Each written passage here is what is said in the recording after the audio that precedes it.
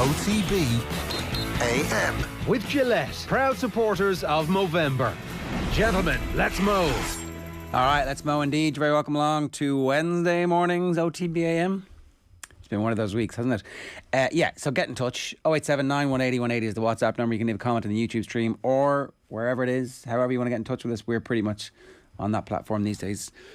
There's even a little bit of us seeping onto TikTok. Have you been on TikTok much? No, I don't have the app. It used to take up too much room on my phone. And does it take up a lot of room? Yeah, and since I changed phone, I haven't really got back into it. But I think I put up a couple of TikToks of the crappy quiz on my own account just to see how the youth of the world reacts. And turns out that they didn't react very well at all, and they've got no interest whatsoever in really? sports trivia being carried out by middle-aged men. I think you probably needed to do a better hashtag job. I see people just put up hashtag viral and it seems to work. It's like, shit video, I'm going to use the hashtag viral, and it's like, oh, right, okay. It's a bit of a self-fulfilling hashtag prophecy right there. Yeah. Can we do that with our stream this morning? If we go hashtag viral on Twitter, we can say a very good morning to all our millions of viewers around the world. Why not? It takes up a lot of space mentally, it turns out. It's like crack cocaine. I've heard that, but like, if it's good, like, but if it's shit, for me it's like bad crack cocaine. Well, I mean, is there good crack? I don't know. They were like, I mean, for me, I didn't realise you were a connoisseur of crack. There's top tier and then there's average tier, and I kind of find that it's not even that addictive, because the content, it can be by and large mediocre. But I think apparently the algorithm just needs to get to know you, and then after a period of time your feed gets very good. Don't really want that though, you know. No, that's the bit where it gets dangerous. Are you just too old for it? Is that what happened? Is there like a bit of your life where you're like, oh, I missed that one? Yeah, I think so. I would never really, I couldn't really see myself producing one of the classic TikToks, you know, the sort of, you know, your bread and butter TikToks, like. Sounds like a challenge. Like that weekend song, which was obviously the start of lockdown, and any other dance related TikTok. Just, that would certainly have passed me by. I'm not a dancer. Doesn't really fit in with me. And if you can't dance, you're in the back foot immediately on TikTok, I find. I would have assumed your food reviews would have been perfect. My food reviews are like 7 minutes long. TikTok crack fodder. TikTok is like, 30 seconds long? I think that Some of the ones I was watching were like 2 minutes. Oh yeah? Oh, probably multiple parts, is it? Yeah, there's like a click, click, click. Yeah. Oh, okay. So it's like an Instagram story. Essentially, yeah. Right, okay. So maybe there is a home for that on TikTok. There you go. There's an idea for next year. That's our production meeting for today. Right, there is actually lots for us to talk about, including the Republic of Ireland under 21s. They didn't change their grade like the GAA. It would have been interesting if the age grade had changed in GAA, and then the world of football, FIFA, were like, that's a great idea. It's too much to ask of these guys.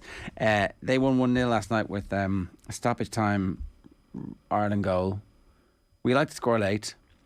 Part of our football culture is now scoring late. That's what we've decided. It's our national identity, as Matt Williams would tell us, never to give up. We're just going to keep adding stuff on that's positive to what Matt Williams told us yesterday. It's our foundational text, was the Braveheart speech given on the plains of Kildare, which we all know historically, that's where it happened. On the Curragh, wasn't it? That's where it was. I think so. Yeah. So he came on yesterday, told us how great we were. We were like, yeah, you're right, we are great. And then obviously the Republic of Ireland under 21s last night, we're listening to him and we're like, yeah, we are great. Clearly, the under-21s, obviously a team that's got a lot of attention over the last little while because of the players that essentially aren't playing last night, the ones that have made the step up to senior level and that would be underage last year. And when you watch back the goal, I think that they were actually talking about that exact point and saying, you know, it's okay to draw 0-0 here as soon as O'Neill buries it at the back of the net. Like, I mean, Crawford kind of has to take some credit for that. The substitutions he made, kind of went for it late on in the game, and a massive result to kind of keep the whole thing alive. There was disappointment, a little bit of disappointment, losing to an excellent Italy side last week, but getting one over Sweden, and even listening to Ollie O'Neill after the game, it's kind of like we're as good as these guys. We feel that we should be beating these guys every so often, and that's exactly what they did. So it was a phenomenal result, and kind of came off the back of a brilliant performance as well. The last 10 minutes with loads of chances created from an Ireland perspective. There was a few for them. Our goalkeeper was actually pretty good at patrolling his half. Nathan Murphy is with us, I think. Nathan, good morning to you. Morning, lads. How are you? I'm very well. So the Republic of Ireland under 21s, very briefly on that, missing, I don't know how many of the senior players would have been qualified to play. Is Jason Knight too old, or is he still underage? I think he might just miss out, but Adrome Bamadela would be there. Gavin Bazunu would be the goalkeeper. Adamida would be still available. Troy Parrott will be in there Aaron as Connolly. well. So there's quite a few. Aaron Connolly be depending on. Might's only 20 still. It's the time when it starts, so he may well have been, and Knight then as 20 would have been in there. So look, every team is missing several players at under 21 level who are in and around senior squads, but that was a huge win for them last week. And like, Ollie O'Neill is only 18. He's with Fulham. He was on the bench for a League Cup game a couple of weeks ago, but 18 years of age, the composure, because when the ball came to him initially, this was the very last kick of the game. When it came to him initially, he thought, hit it first time. But he just settled himself, and gives Ireland half a chance of qualification. They still have to go to Sweden. They still have to go to Italy. But they've definitely given themselves a chance. And I was at the game against Italy on Friday night, and it didn't feel like it was a very good Irish performance. You kind of had to keep reminding yourself, though, that actually they're playing Italy here. They're playing a real quality outfit. And the players who stood out that day, I thought, were Coventry and Kilkenny in the middle of midfield. And again last night, that I would say will be the last time Gavin Kilkenny will play for the Irish 21s, because he has a huge future with the senior team ahead of him. He's playing pretty much every week in the middle of midfield for Bournemouth, who are top of the championship. He just can control a game, got a real zip, a real energy about him in midfield. Coventry is a bit more of the Josh Cullen type. Maybe it's too easy a comparison, but he's a bit more of that Josh Cullen, just nice, tidy little passes. But Kilkenny has a little bit of an X factor about him in the middle of midfield, and I'd be shocked if he's not in the senior squad for the friendlies in March. What, when you say he's a midfielder, central midfielder, a 6, an 8, 6.5? Well, the two of them sort of played as a double pivot. But whereas I think Coventry's natural game feels to be the one who sits that little bit deeper, Kilkenny has the ability to play as that number 8, to skip past people. I think he has a better range of passing. He has a bit more energy about him as well. Maybe they are the Cullen and Hendrick of the 21s, that they fit together perfectly, and it's a huge step up, clearly. But the fact that Bournemouth are running away with the championship and he's playing for them in the middle of midfield suggests that Scott Parker certainly believes that he's good enough for that level. You hope that a promotion to the Premier League means he continues being good enough for that level. But yeah, he's another one who's through that sort of St. Kevin boys conveyor belt of talent. So he, even against that Italian midfield, he was the one Irish player who really did look as though he was comfortable in amongst them. And also Will Smallbone is there. Will Smallbone, you might remember, was with Southampton, has played in the Premier League quite a few times, has had some really difficult injury problems. He also looked like he was slightly better than that level, so maybe he's another one who can force his way into the senior team over the next while. Evan Ferguson came off the bench last night. He's the superstar at Brighton. Yeah, still 17, just gone 17. So let's give him a little bit of time. But he's at a good club. We know that. Brighton seem to have a brilliant academy system. They were desperate to get him. They've had him involved already in and around the senior side. So listen, if he gets a run of games, Brighton are obviously having an outstanding start to the season. So I can't imagine Graham Potter's going to be taking a huge amount of risks, or compared to this time last season, doesn't necessarily need a goal scorer the way he did this time last season with how they're playing at the moment. So give him a couple of years as well. But yeah, there's not the same buzz around the 21s as there was with Stephen Kenny for obvious reasons. And that Ireland-Italy game on Friday definitely felt a couple of steps below the Ireland-Italy game from a couple of years ago, when you had a star-studded Italian side with 2 or 3 of the players who went on to make the Euro squad. You had Ida, Connolly, Paris, but still, I think for Ireland to only concede that second goal in the last minute against Italy, had a brilliant chance to equalise a couple of minutes later, and then to go and beat Sweden shows that there is still enough talent. The 19s won as well yesterday. So it does feel as though there's a good bit of momentum behind things, but as we know, there's that huge step up of 19s, 21s to then actually playing first team football for their clubs. But again, I think if you're getting 2, 3, 4 players out of every 21 squad, you'll be pretty happy with life. Is Crawford doing a good job? You say that there's the lower profile for obvious reasons there, but if you take away the result last night, have things been trending in the right direction under him? Well, it depends who you're comparing him to, I guess. And the 21s go about their business a lot more quietly when Stephen Kenny was there, and they were getting huge crowds, and he did seem to have a certain generation of definitely attacking players who were able to elevate them to another level. If you compare the 21s, what they're doing now, to what Noel King was doing, where it seemed to be some sort of I won't say a finishing school for English-born players, but certainly the entire aim of the 21s seemed to be to keep English-born lads interested and keep them in a green jersey for as long as possible at the expense of homegrown players. I think he's doing a really good job. Like, you're just beating Sweden and you've run Italy close. As I say, it still seems, even though the 4 points behind Sweden, a massive step to go to Sweden and to go to Italy and probably win both those games to qualify. But there's such a good mix in that squad now of good, homegrown, talented players. Several lads from Bowes in there. Colm Whelan started against Italy, scored a huge amount of goals in the first division from UCD. There's players from around Europe. Conor Noss started the other night from Borussia Mönchengladbach, and players at the English Academy. So, that's what you want this to be for Ireland. Yes, if you qualify, it will be a massive, massive achievement. But I think actually that bringing the players along, getting them used to the system, and making the step up to the senior level be quite seamless, I think would be good progression. Results-wise, you look at losing to Luxembourg, losing to Montenegro, it's not ideal, but you go beat Sweden and you can counter it with the draw, with the performance against Italy as well. That I think he's doing a pretty reasonable job. I think if the last 2 games had gone horribly wrong, he probably would have been under a bit of pressure. But I think for Ireland, who've never qualified for a under-21s European Championship, I think it is making that step up and providing players and a route for Stephen Kenny. That is the ultimate aim of it. Yeah, one thing about, I know every country will lose their very best young players, but most countries actually have a more established senior team than we do at the moment over the last couple of years as a result of all the things that have come before and that lost generation that we've spoken about a million times. So it would be unusual for you to lose 5 players who are as senior as the Republic of Ireland have lost. If you look at even the best young English players, there's always a slew of players coming through that they can still pick Premier League starters in many positions too. So look, at 7:41, I'm going to tell you what's coming up between now and 10 o'clock on the show here on OTB AM. Nathan's with us on the way until about 8:05. Gregor Paul is going to rejoin us to talk to us about the New Zealand assessment of what happened to them at the weekend. Orlaith McGrath is going to talk to us about Camogie at 8:30.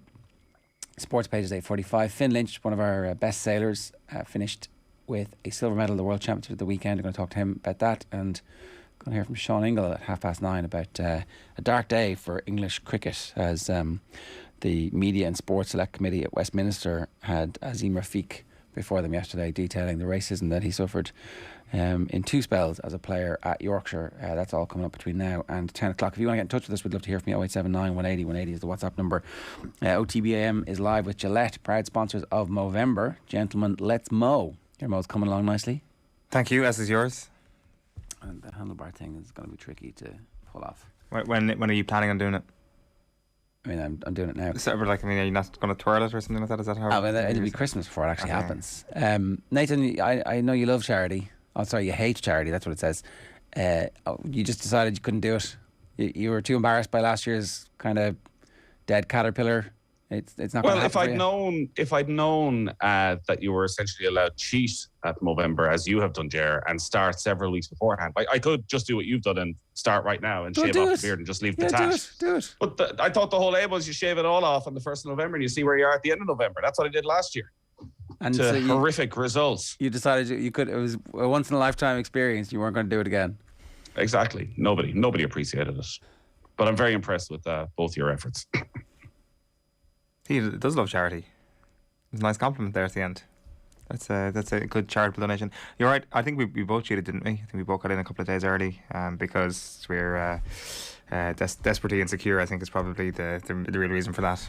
Let's talk about what happened at Derby County yesterday and the impact that's going to have on the Republic of Ireland. Another points deduction because they've just been really, really badly run, and we're assuming that guarantees relegation to League One next year. Is that the case? Oh, it's sort of a mountain to climb, isn't it? From even mentally what it must do to the players to find yourselves in that position where actually, they'd made quite a bit of progress at the start of the season to give themselves a half a decent chance despite the initial points deduction of staying in the league. But to go back again, this will be, Wayne Rooney's getting a good job if he can keep Derby in the championship after this points deduction. We're obviously looking at it from an Irish point of view, and Jason Knight at 20 years of age, that if they're relegated, Jason Knight is not going to be playing in League One football next season. So where does he end up? And actually, do they need the money in January? Do they need to go and look at doing a deal? And is now the time for him to get out of Derby and get a move, maybe to a Premier League club, maybe to a top championship side over the next couple of months? So, can you see Derby surviving? I just think this is such a mental setback for them. You can't really see them survive. I mean, so they're 18 points off safety. Oh no, is it 4 go down, or is it 3 go down? Either way, it's 18 points off safety, and they've only got 18 points from the first 17 games of the season. So they need to massively outperform their first half, assuming that there's some uptick in performance. It's not impossible, but it probably seems impossible at this stage. Yeah, they'd need basically playoff form. So if they're minus 21 points, they probably need to get to about 60, 61 to survive in the championship, which would almost get you into the playoffs. So maybe the fact that they were able to do that already shows that they're just about good enough to survive, but I just can't see it. It's even better than playoff form, to be honest, because if you take the points they are behind now and the teams who are higher up the table, like the second half of the season would actually put them top of the table to get safety if everybody performs at the same level they've been at, close enough. So they're gone. Will they sell Jason Knight straight away, or do they try and keep him to the end of the season? What's the point in keeping him to the end of the season if you're already gone? I don't know. Is it better for him to go, and where would we like him to go? Because we don't want him to go to a club where it's going to be, oh, come and sit on the bench for us for 18 months. We were like, get in and play every week.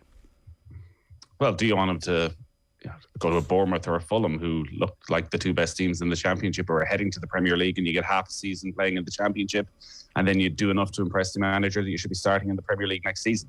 You're right. The one place you don't want to end up is signing for Norwich, where your faith is pretty much set in stone that you're going to be back playing Championship. If he plays football season for Norwich for every game in the Premier League this season, I'd be happy enough with that. But like, if you look at what they've done with Billy Gilmore, can't get a game, like that would concern you. Now, new manager comes in, and if Dean Smith signs him, then it's like, right, he's his guy, as opposed to inheriting him.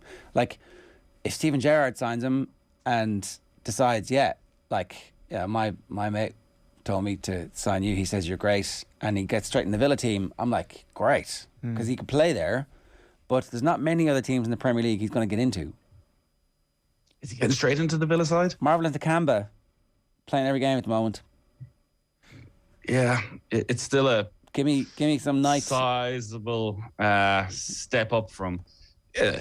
He is still very young, so for any 20-year-old to burst in to a Premier League side and start playing every week in midfield, like Billy Gilmore's a good example. Billy Gilmore, described as the best Scottish talent of his generation, and bizarrely can't get in the Norwich team. And maybe that's because he's come through a Chelsea academy system where they play a certain style of football, and actually Billy Gilmore only works at a Chelsea. He only works at a top quality team and doesn't really work in a relegation scrap, whereas Jason Knight, you sort of feel with his style of play, probably would work in a relegation scrap. There's still a bit to go, I think, with Jason Knight. He was outstanding, clearly, off the bench.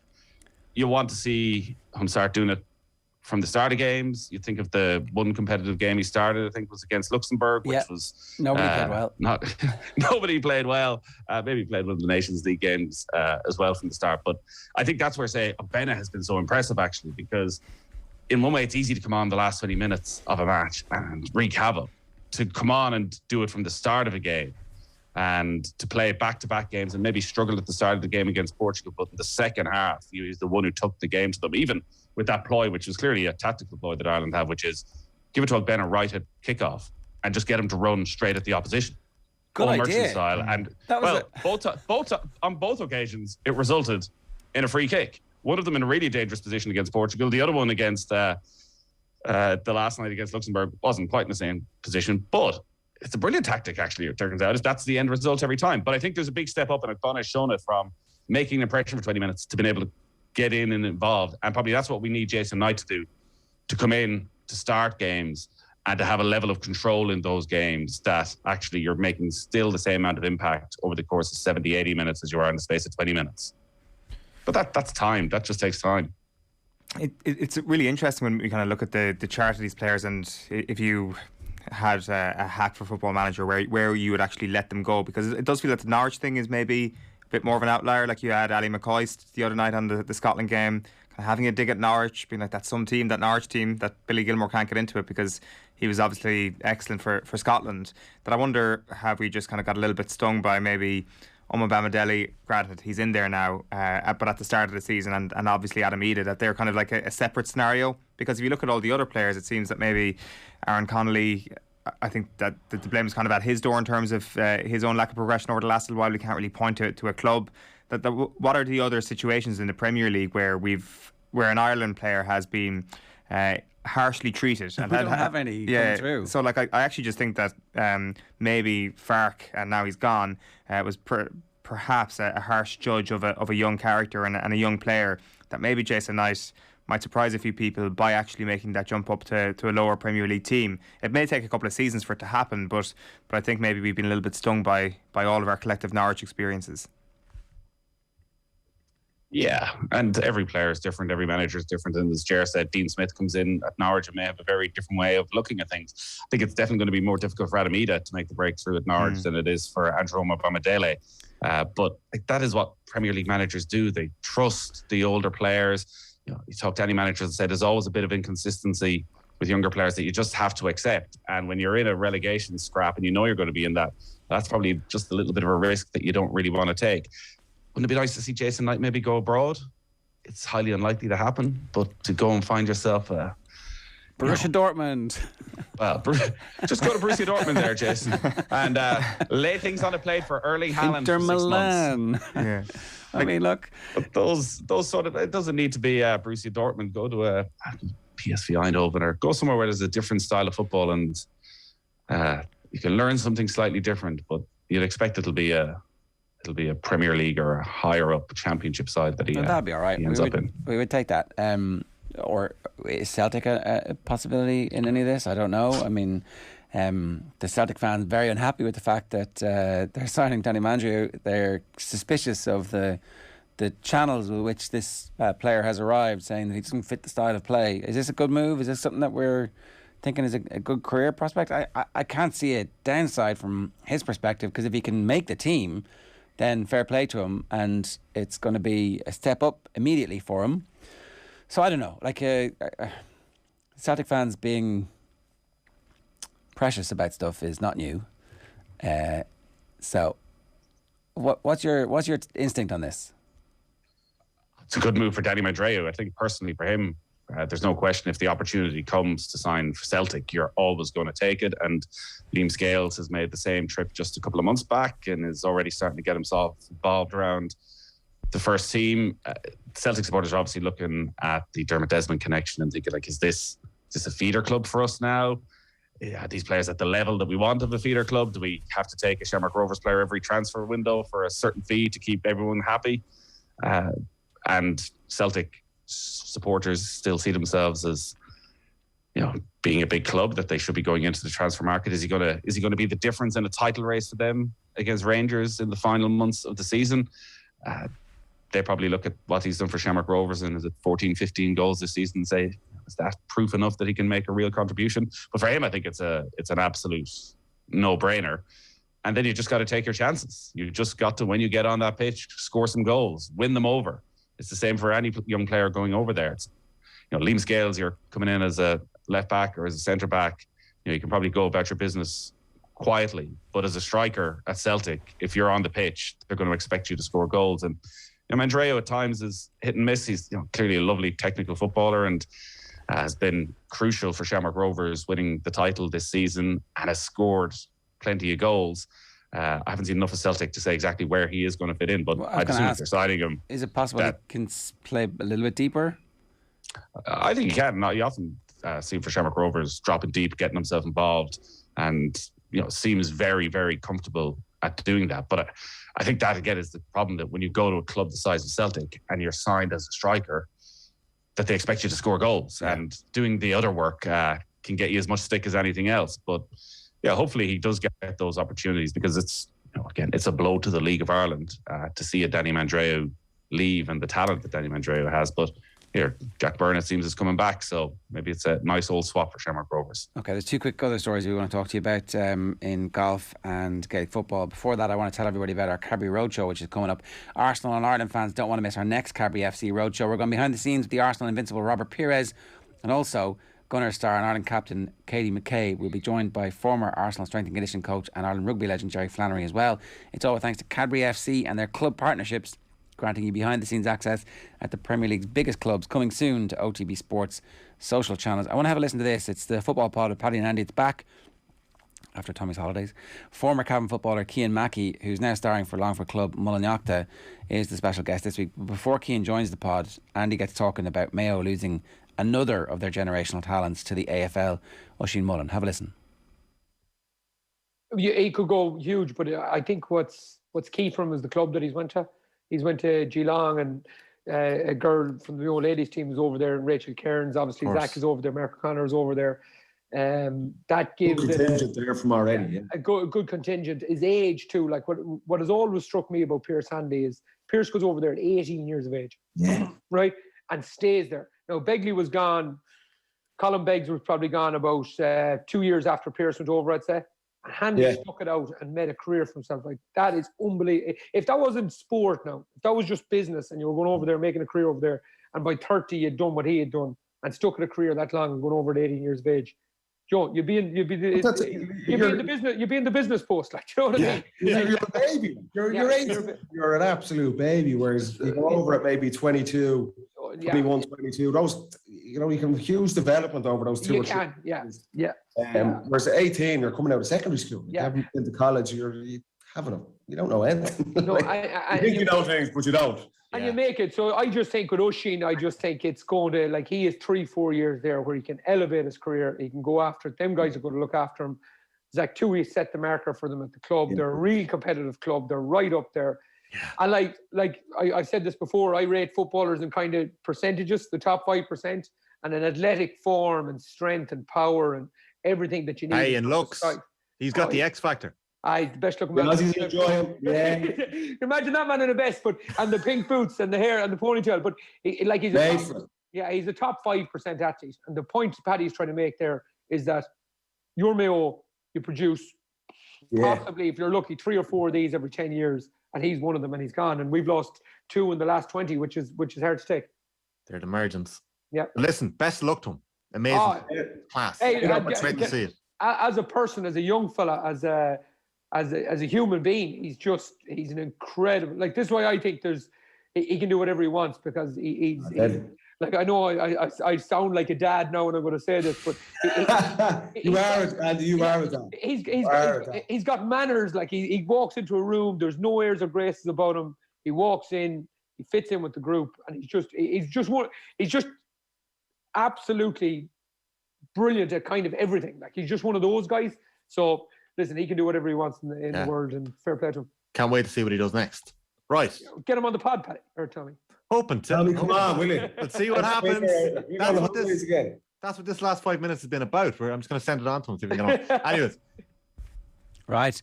Nathan, they used you in the hype video. You and Richie and Joe were the ones hyping up the Geelong fans. Oh my God. I couldn't believe when I saw this last week. They cut out the bit at the start where we said that this was a disaster, an unmitigated disaster from Mayo, that Oisin Mullen was leaving. They left that bit out and left in the bit where we were just talking about what a talented footballer he was, as if the people of Mayo and the people of Ireland were just delighted to see their best young footballer leave the country. But yes, they didn't apologise, the Geelong social media staff, but it's fine. We won't take legal action just yet. But it's disappointing. It's damaging. But I think I agree with what I think Eoin was saying last week, that Mayo will find a way to win a lot of big championship games without him. But you do wonder, when it comes to All-Ireland finals, would a Pierce Hanley have made a difference? We just will never know. Yeah, would no, we do know. We do know over the next decade. We absolutely know that Pierce Hanley would have made a difference. You drew some All-Ireland. You're saying he's not worth a single point. Of course he is. No, but if Pierce Hanley stays in Ballahadreen, who knows, maybe he gets waylaid along the way and he doesn't become, Mayo's central midfielder for the next 10 years. Things can happen, but things can happen. With Oisin Mullen, there'll always be things can happen. Things always do happen, Gerard. Some young one in Ballahadreen would turn his head and that'd be the end of it. She'd move him down to Cork or something stupid like that. Better off. Likewise with Oisin Mullen. That's the subtext of that. The nightlife in Kilmaine is hardcore, so he's better off out of it, isn't he? No.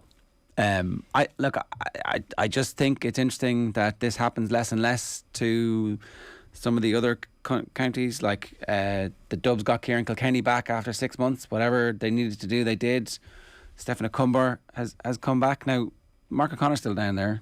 He is. He's a teammate of Oisin Mullen. Like that's like Clifford was not allowed to go. Yeah. Why is there not some look, your life here will be better. This is what we're saying your life will be. This is the offer we're making you in educational terms and financial terms. Was there not something that somebody could have done? I mean, there's a lot of... Bring back Tim O'Leary. Well, whoever. I'm sure there are loads of people. There's a few different scenarios that you're talking about there. And one of them, and I think I said that when this came out of, and maybe that has happened in the background where people have said, listen, what can we do to make it worth your while to stay here in Mayo, to stay here in Ireland? And he decided, actually, I just want to go and I want to have this experience. But some of those players have gone and come back. Look at Tyrone. Players have gone and come back. So he hasn't even gone yet. So let's see how he settles in down at Geelong. Let's see how things go for him. Yeah. And who knows, maybe in a year's time he's decided this isn't for me. Like, Pierce Hanley is a great success story and somebody that I think an awful lot of people in Mayo are very proud of what he's achieved. But because of what it's been at the sacrifice of, from a Mayo point of view, there's always a part of you that go, what might have been? And while people want to see Oisin Mullen do well, I'd imagine an awful lot of people would love if actually he got over there in 6 months' time and said, no, I'm a little bit homesick. I'm back. And he'd be welcomed with open arms. Very quickly, Greg Norman and Rory McIlroy are in the news. We've got about 2.5 minutes to do this. What's going on? So obviously, go on. There's a lot going on. So we've heard for years at this stage about a rival to the PGA and European Tour backed by Saudi money.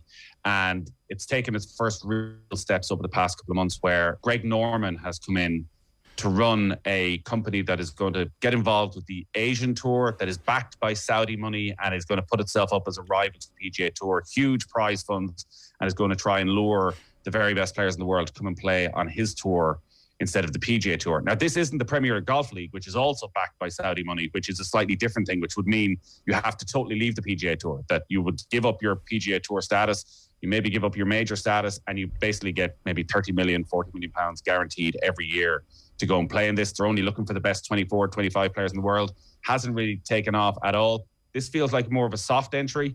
Like Greg Norman, notorious for basically going wherever the money is the face of this and maybe gives it a legitimate face for some people. But Rory McIlroy is over in Dubai for the DP World Tour finale playing this week. He's also head of the Players Advisory Committee on the PGA Tour, which is the most influential role a player has. So it's understandable he has come out and said, this is not for me under any circumstances. Cannot see why I do it. And I also really doubled down because Norman is the most high-profile appointment, but behind the scenes, it seems a few retired former PGA Tour officials have also joined to give them a bit more leverage. And McIlroy said, when I saw about those appointments, my stance has been hardened even more, that there is no way I'm going. So a little bit of a war brewing between the two tours. It'll be interesting, does anybody jump ship? The sense at the moment is that it's the veterans that they're looking at. So a Phil Mickelson, or if he ever gets back fully fit, a Tiger Woods, a version of the Champions Tour that none of the Dustin Johnsons, Brooke Koepkas, Jordan Spieths, Rory McIlroys right now are ready to go. But if one of them was to move, maybe a few of them would move. And then you do have a proper split in golf where you don't see the best players playing against each other. But it does seem McIlroy is the golden egg in all of this. He is by far the biggest current star in the sport. He's probably the most influential player in the sport by a mile. And if he ain't going, I think it's going to be very hard for any of the other leading players to go as well. So we're going to see more Saudi money coming into golf. We're going to see players probably play some of these Asian events and take a little bit of it. Well, but that's I don't think we're going to see too many of them. That's the genius move here, isn't it? Aligning with the Asian Tour and saying, no, we're completely legitimate. We're just part of this. It's just an extra. It's like a Rolex series, except it's backed by Saudi money. And remember, the Saudi Invitational has been taking place for the last few years, and Dustin Johnson has gone over and won this. Dustin Johnson, when you say he's not going to go, he might go. I can see him going. I just think none of them want to go right now unless they knew that 6 or 7 more of them were going. And he's still at an age where he's, in the top 3 in the world. He's one of the best players. He's contending for majors. Just won the Masters last year. Think about the hello money for him right now if he was to do it. Like, guaranteed 100 million over the next 10 years. Maybe slightly too much. But I think from a business point of view, the clearest sign that this is sports washing is the players that they do think they're going to get. The Tigers, the Phils, the Ernie Els, Greg Normans. Because nobody has any interest in seeing them playing. In reality, nobody cares. The Champions Tour is on every Sunday night and all these guys are playing against each other. Nobody cares. If you were doing this, make the sport better, you have to get the very best current players in the world. So I think this is a nice little sideshow. And you say maybe what's happening with the Asian Tour will be the more damaging long-term for golf in the way it just lets people ease in. Yeah. All right, Nathan, good stuff. Thanks a million. Cheers. Cheers, lads. 8:05 this morning here on OTB AM. We're live with Gillette, proud sponsors of Movember. Gentlemen, let's mow. We're going to get the view from New Zealand. Gregor Paul is going to rejoin us next. OTB AM on OTB Sports Radio, Ireland's first and only sports radio station. I think it's a very fickle world, professional sport. Munster legends Alan Quillan and Niamh Briggs are joining forces to bring you all the latest analysis, news, interviews and so much more. We want better performances, we want more attack. People might think that my Munster hat is too Munster. Got to get into a position where we're rewarding form as opposed to credit in the bank. The Red 78 with Alan Quillan and Niamh Briggs. Available every Wednesday. Don't miss a moment of action. Subscribe to the Rugby channel on the OTB Sports app and turn on your notifications now. OTB AM with Gillette, proud supporters of Movember. Gentlemen, let's mow. 8:06 here this morning on OTB AM. Some comments coming through. Nice to be a Brentford squad player. It's a well-run club. They've been known for developing players, says Daisha Dude. You'd take that, wouldn't you? You would. Like, is Knight going to go? What? Like, is he going to be seen as a development player? Like, obviously, massive reputation over here, but I guess over there it's still a low enough key signing. Marcello Bielsa likes Jason Knight, says David Scanlon. That would be good. If you could get into that team. Yeah, and I mean, if you're talking about lower reaches of Premier League, you're absolutely looking at Leeds United right now, struggling in a lot of departments. That would, I mean, it could also be the sort of move that breaks him, working under Marcelo Bielsa. I mean, it would certainly give him discipline or break him. 8:07 this morning. I'm delighted to say Gregor Paul is back with us, a rugby writer with the New Zealand Herald. Gregor, good morning to you. How are you? I'm very well, thanks. Everything you said came true about the game. All the stuff that we were concerned that you were, like, you know, plumossing us a little bit. It was actually, it was all true. Well, I think I predicted in the end that New Zealand would probably sneak home. That bit wasn't true. Apart from that, all of the concerns that you had pre-match about how New Zealand were playing at the moment, they definitely were manifest very early on and across the course of the however long a rugby match is these days. So what lessons did you learn about the team, do you think, at the weekend? Well, I mean, it wasn't so much learning, it was confirming what a few of us are beginning to wonder about the All Blacks at the moment.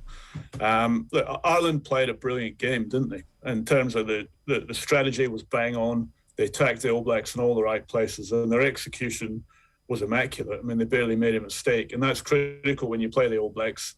You know, you can't give them any half chance, quarter chance, because they'll take it, and they did. I mean, they scored off one poor line-out throw and then one half chance, and they scored 2 tries. And, you know, they didn't really deserve a lot out of the game, but they held themselves in. And that's another feature that we probably learned from the All Blacks, is that they still have an incredible capacity to, I mean, Ireland were dominating them everywhere across the field, and yet 10-5 at half-time to New Zealand. Ridiculous, wasn't it? You know, going in and New Zealand are ahead. And, you know, if it hadn't been for a poor Rico Ioane pass in the last 10 minutes or whatever it was, I mean, they might have won the game, which again would have been plainly ridiculous, because Ireland owned them. Ireland played all the rugby. So I think what we've had confirmed are a couple of things: that New Zealand remain vulnerable to teams that don't give them any chance to play off counter-attack, to play off mistakes. If you challenge them to say, look, we're not going to give you any time and space to play, they still struggle. You know, they were a wee bit unfortunate that Barrett Bowden went off, you know, after 15, 20 minutes, whatever it was, because he is critical to them in terms of that decision-making. But without him there, and even probably with him there, they're really struggling to use the ball at the moment when they don't have the time to do it. And, their ball retention was terrible, wasn't it? They barely put a phase together when it came out to their back line. But that capacity that they have to fight and to find a way to stay in the contest is probably more pronounced than even many of us here realised. Their defence in that first half was actually excellent, particularly on their own line. Now, we were a bit concerned at half-time that there were some old failings from Ireland where we were getting very close to the line, hammer away, and there wasn't much creativity in the first half. At the start of the second half, there was obviously a good bit more creativity in terms of how we scored those tries at the start of the second half. But if you were to boil it down to first principles and to go back to that incredible defence and their ability to be very efficient on limited possession, there's a lot for New Zealand to work with. So what are the concerns about the coaching ticket and whether or not they're going to get the best out of this? Is there a recognition that we're in the middle of the World Cup cycle and so therefore New Zealand shouldn't worry too much about it? Or is the concern that those other failings are more terminal than the good stuff? Look, I think we're probably on the cusp of answering what the longer term future looks like. So there are some mitigating factors here. So you've got an All Black team that has been away from home for 13, 14 weeks, whatever it is. And, the coach can't say this publicly because he'll just be pilloried here for doing it. But, no team in the world could be away from home that long without some kind of impact. And I don't think New Zealand looked physically tired on Saturday, but they looked a bit mentally flat. They didn't have a lot of spark about their body language. Looked like they'd been on the road for a while. So you can't deny that as probably being one of those factors. As we talked about last week, they haven't been exposed to enough of that type of rugby in the last 2 years because COVID circumstances. Again, as mentioned, taking South Africa out of Super Rugby it will start to become a bigger problem, I think, for New Zealand, because they're not getting, you come down here and Australasian Pacifica rugby here is very ruck and run. Like, it's high paced, it's dramatic, it's great to watch, but it's a long way removed from the type of rugby Ireland and England and South Africa are playing at the moment. So that's accentuating some of the issues. So we've got to think about all these things. So the answer will come, we'll get a little bit of a clue again this week because the All Blacks are playing in Paris, and France, good team, pretty motivated to beat the All Blacks in Paris, I would have thought, and they're going to ask a lot of the questions. So we'll get some idea about the resilience in this All Black team, whether they can regroup, find some energy and fight back and win a game in Paris will give us some clue as to whether they're on the right track and they just need a bit more time at this. Or we're probably going to wonder if they don't bounce back this week, there might be a couple of players in there or a kind of feeling that strategically their whole sort of live-off counter-attack rugby needs to be looked at and they need to go back to the drawing board a little bit. So we're on that kind of, I don't think anyone's wildly panicking, but there's enough evidence building to say what happened in Dublin can't be dismissed as a one-off anymore. There might be some bigger questions to be answered. Is there a sense then this weekend, Gregor, that there will be more of a bit more damage to the pride of New Zealand done were they to lose to France? Because maybe with Ireland you can make the case that, look, they lost them in 2018, but when it mattered a year later, they hammered them. Whereas with France at the moment, it really feels like they are the heir apparent to the World Cup throne. And if it's not going to be the All Blacks that win this World Cup in 2023, it's going to be France. And them laying down a marker this weekend is exactly what will happen should they beat New Zealand. I don't think they'll be too worried about the next World Cup. But that's one thing New Zealand won't be worried about. They won't be looking at this game and saying, jeepers, if we don't win it, we got problems in 2 years' time. It's a hell of a long time. You're right. Ireland, comprehensively outplayed New Zealand in 2018. What happened 10, 11 months later? So that won't trouble them. I think what will trouble them is if they can't find a performance. And, look, all credit to Ireland. You got to always recognise that sometimes you don't have a great game because your opponent didn't allow you to have a great game. And there was a big factor of that in Dublin. But there was also some real basic letdown. The All Blacks let themselves down. Some dumb play. TJ Perenara, they All Blacks defend on their line for whatever it was, 5-6 minutes, hold Ireland out. They win the penalty. They win the ball back. They haven't had the ball for an age. They're dead on their feet and he taps the ball and runs and then kicks it. and gives it straight back to Ireland. I mean, that sort of stuff we don't normally see from the All Blacks. They threw a lot of ball away early once they turned it over and got it back, dropped it, passed it poorly. That's not typical of what the All Blacks do. So what we need to see this week in Paris is a kind of just a reconnection with who they are, and hold the ball through multiple phases, go forward. I mean, how often did they breach the gain line against Ireland? You could say, well, look, yeah, all credit to Ireland's defence.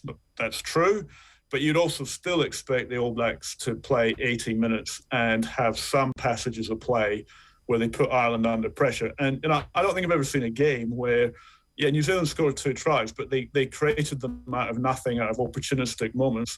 Other than that, I don't actually think that they put together any kind of passage of play that had Ireland troubled at all, that went beyond 2 or 3 phases and put Ireland's defence into scramble mode.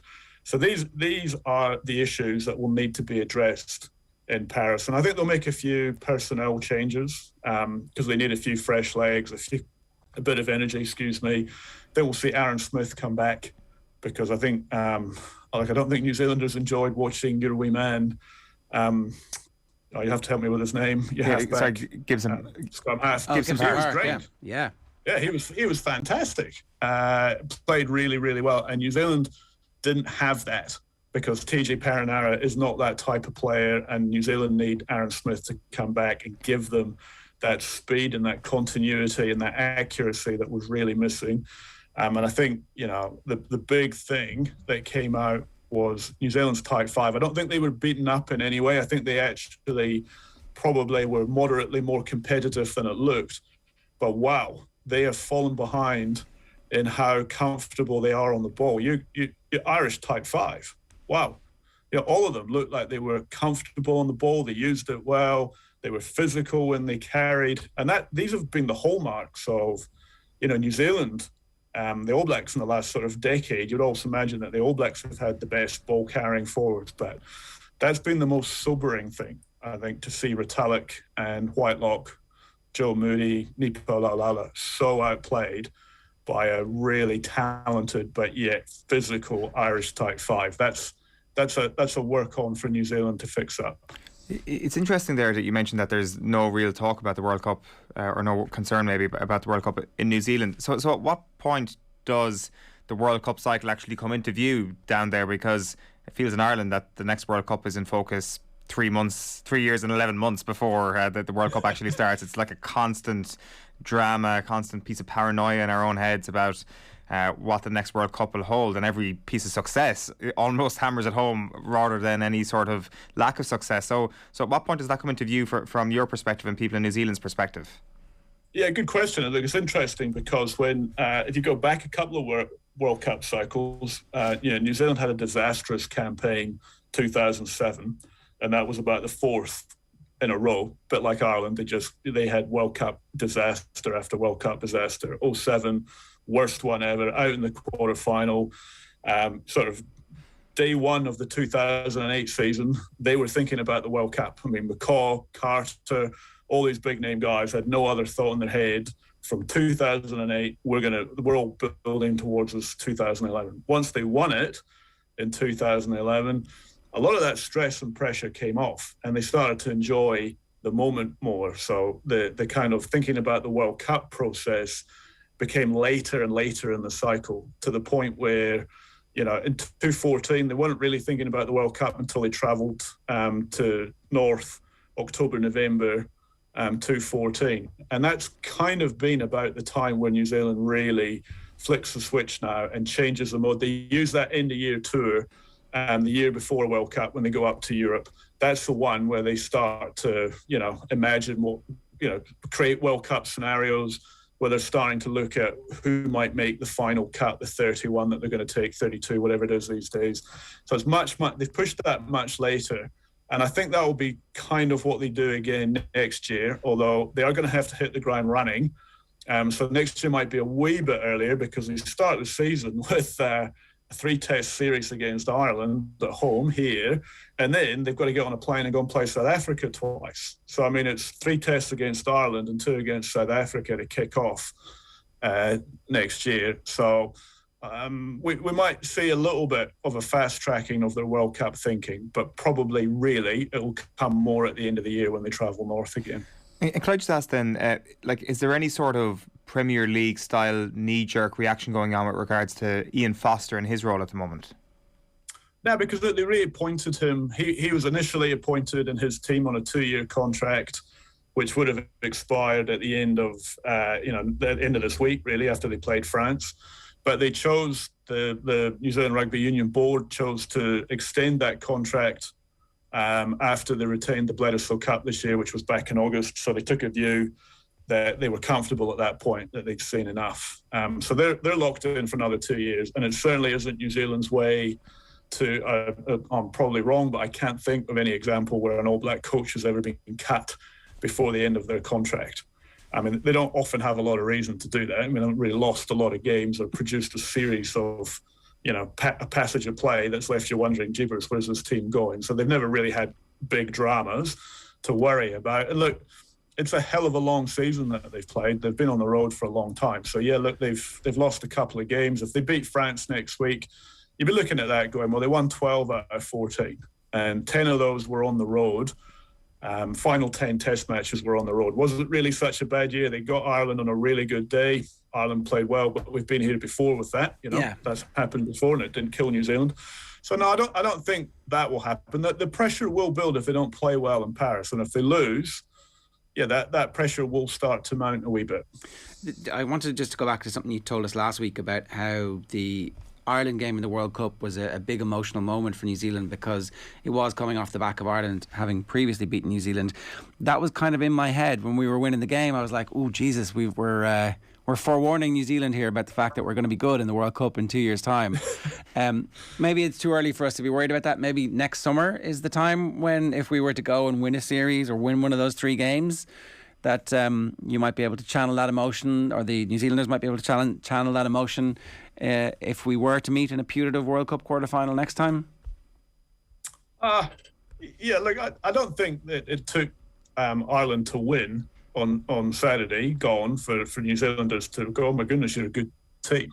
That's what I was trying to say to you last week. That's long gone. I mean, that goes back to probably 2012, 2013, although Ireland didn't win in those 2 years, but they certainly pushed New Zealand hard enough, consecutive games there, to earn an awful lot of respect. So look, I don't think that will be troubling, or anyone here will be underestimating New Zealand. I think what they do want to get out of it, and Andy Farrell talked about this, saying, yeah, look, we poked the bear in Dublin and we're going out there in July next year, so we expect a backlash.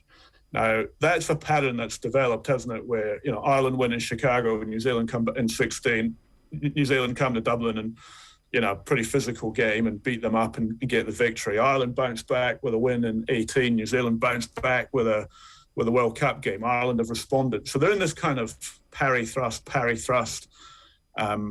scenario. But what's probably troubling New Zealanders a wee bit is it's New Zealand chasing Ireland. It's taking Ireland to show the way, New Zealand to catch up, and then Ireland go ahead again.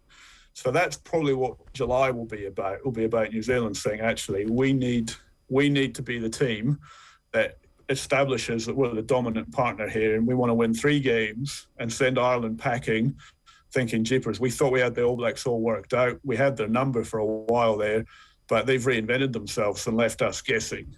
What is this team? How good are they? Because we're not at the level that they are at.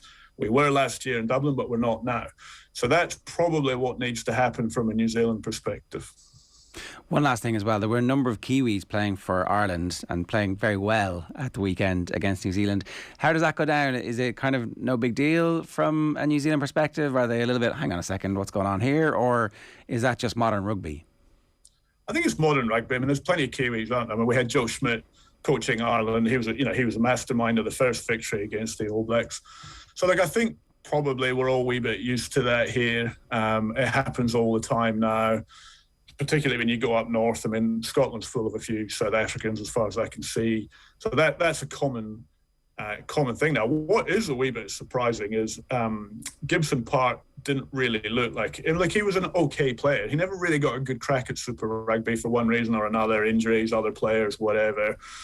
Didn't think he had that quality in him. So brilliant on Ireland for finding him and turning him in, because Ireland looked like a much, much better team with him at 9 rather than Conor Murray. And I'll probably be beaten up in Ireland for saying that. But he was the guy. He was Aaron Smith for you guys. He gave you that pace and that tempo and made Ireland such a more effective team because you were stressing New Zealand's defence with the pace that you were playing at. I don't think Conor Murray does that.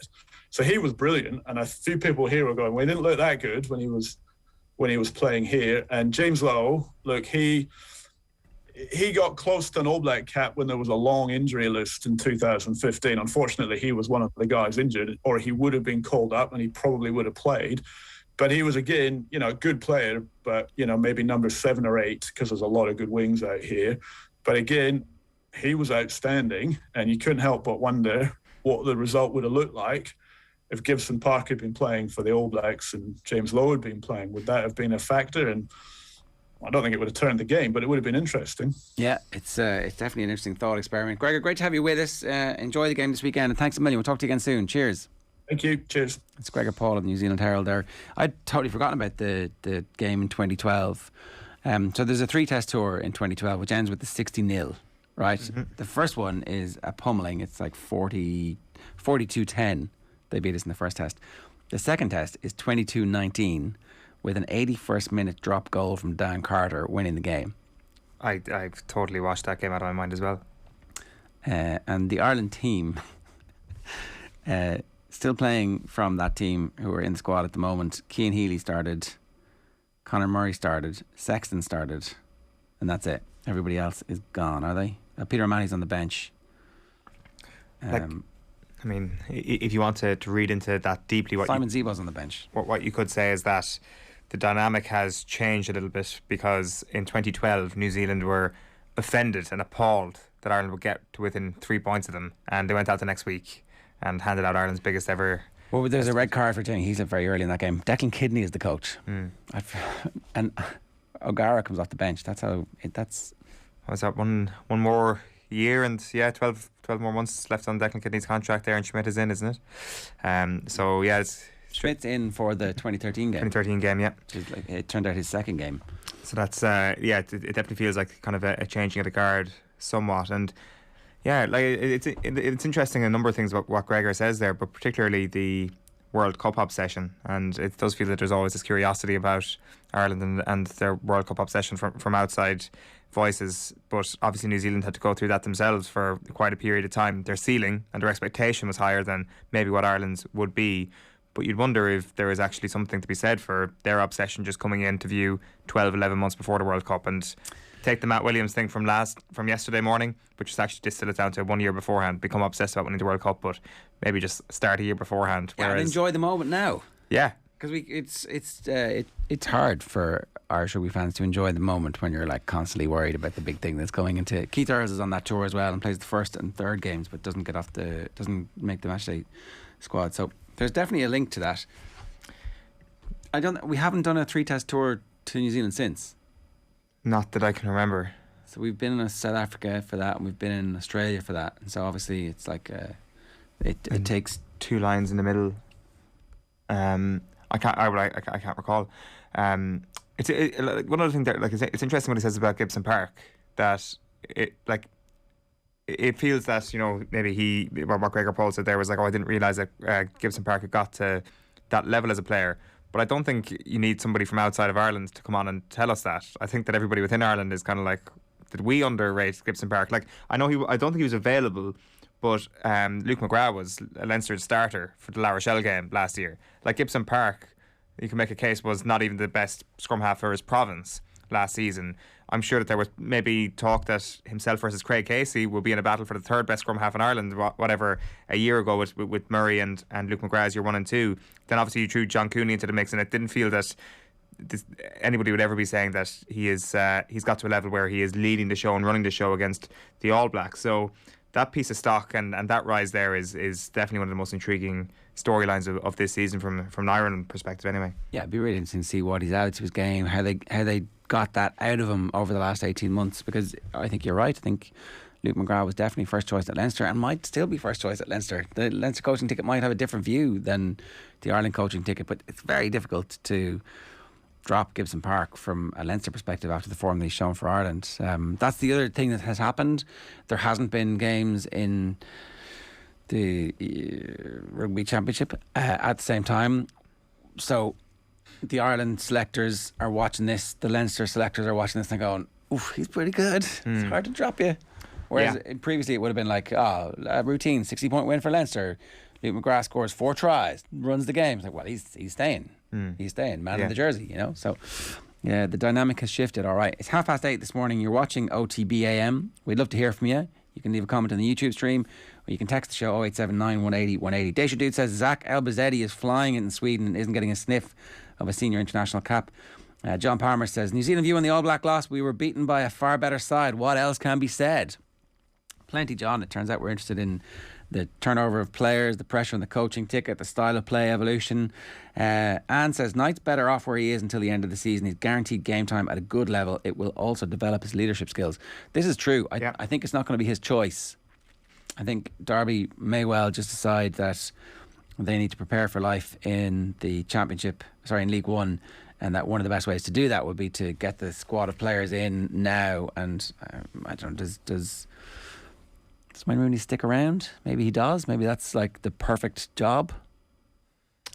Like, it depends how detrimental this summer is going to be. Like, they're going to have to rack up a bit of cash to sustain themselves into next season. Knight's obviously going to be part of that fire sale.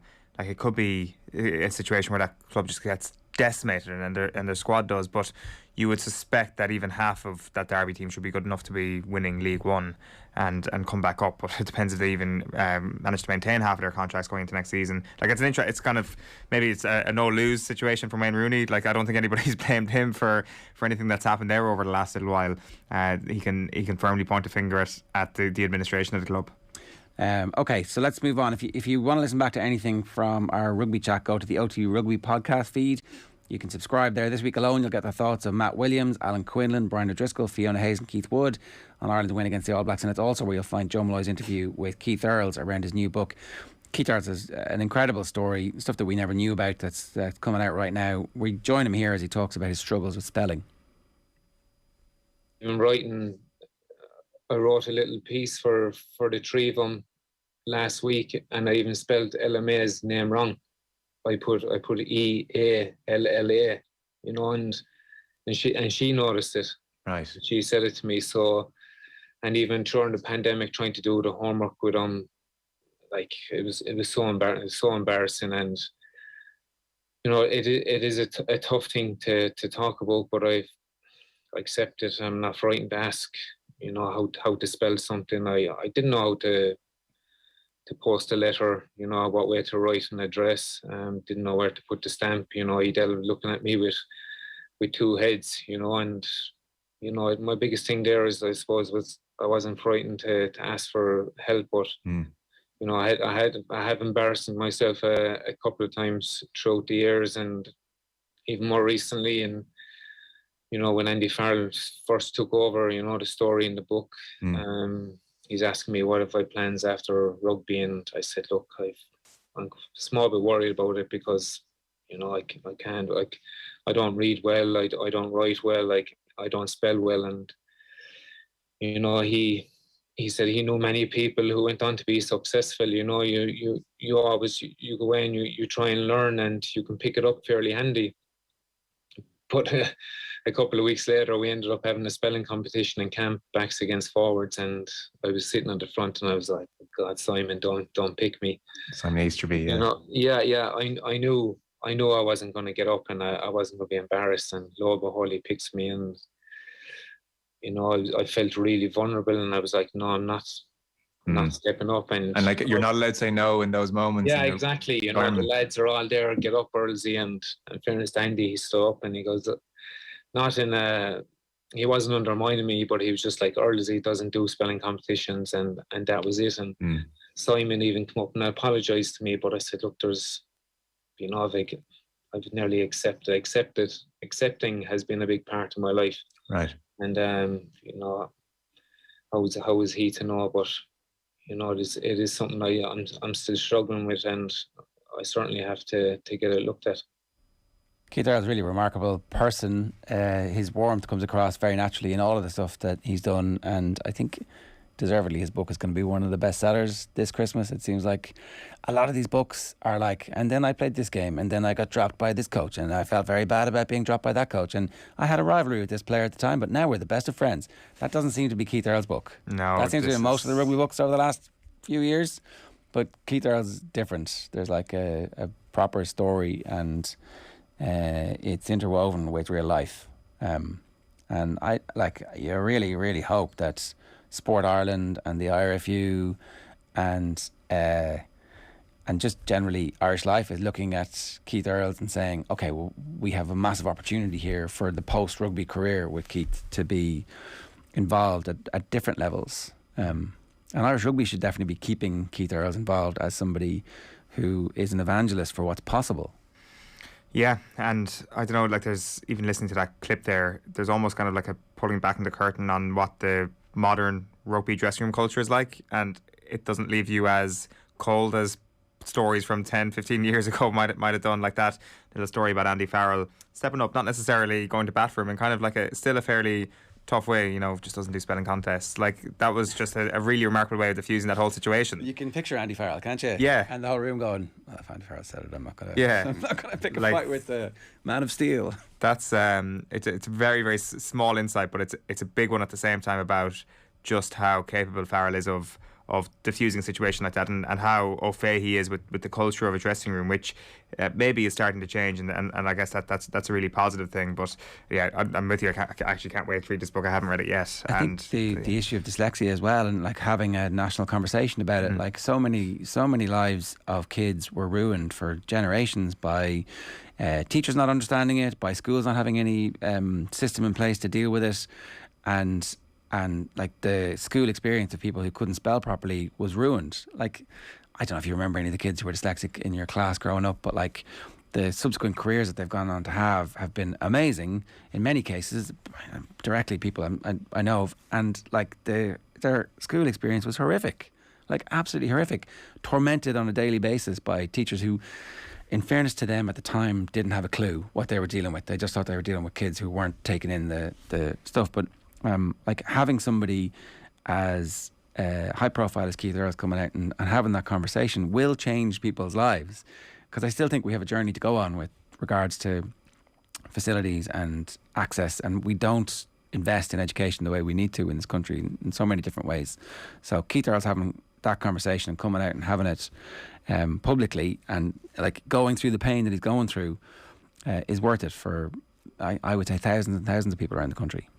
Yeah, absolutely. And I'm sure there's plenty more people in a similar situation to Keith Earls who probably feel that stigma around it as well. And that is hammered home by the, I guess, institutional discrimination that has existed in schools for forever, really, and quite possibly still does. Like you say, that people that you went to school with and the careers they're going to have, that they've had after school and after college or whatever, that doesn't necessarily change the closer to the current time that you get. Certainly my experience would be that it was quite stigmatised as well, and I wonder if that's still the same situation. That changes the more conversations you have and the more people of note that come out and talk about it, and the more that filters down from a national conversation into one that we see across the entire education system. So it's a remarkable story, and you can tell there from the interview last night and the other interviews that he's done that it was hard for him to tell his story, but there's a real raw honesty to it all as well. Yeah, no, hats off to him, and you can get that on the OTB Rugby podcast feed. It's 8:38 this morning, OTB AM, live with Gillette, proud sponsors of Movember. Gentlemen, let's mow. Now, we're delighted to be joined by Sarsfields and Galway camogie player Orlaith McGrath ahead of the launch of this year's AIB GA Club Championships and AIB Camogie Club Championships. Orlaith, good morning to you. How are you getting on? Hi, hello, how are you? How's things? Yeah, good. Not a bad year for you guys so far. This time of year to be continuously playing and with the weather as good as it is, when it's with the club, what's that actually like? What are the training sessions like? They must be quite the buzz. Yeah, no, they are. I suppose you're in bonus territory this time of the year, especially with clubs.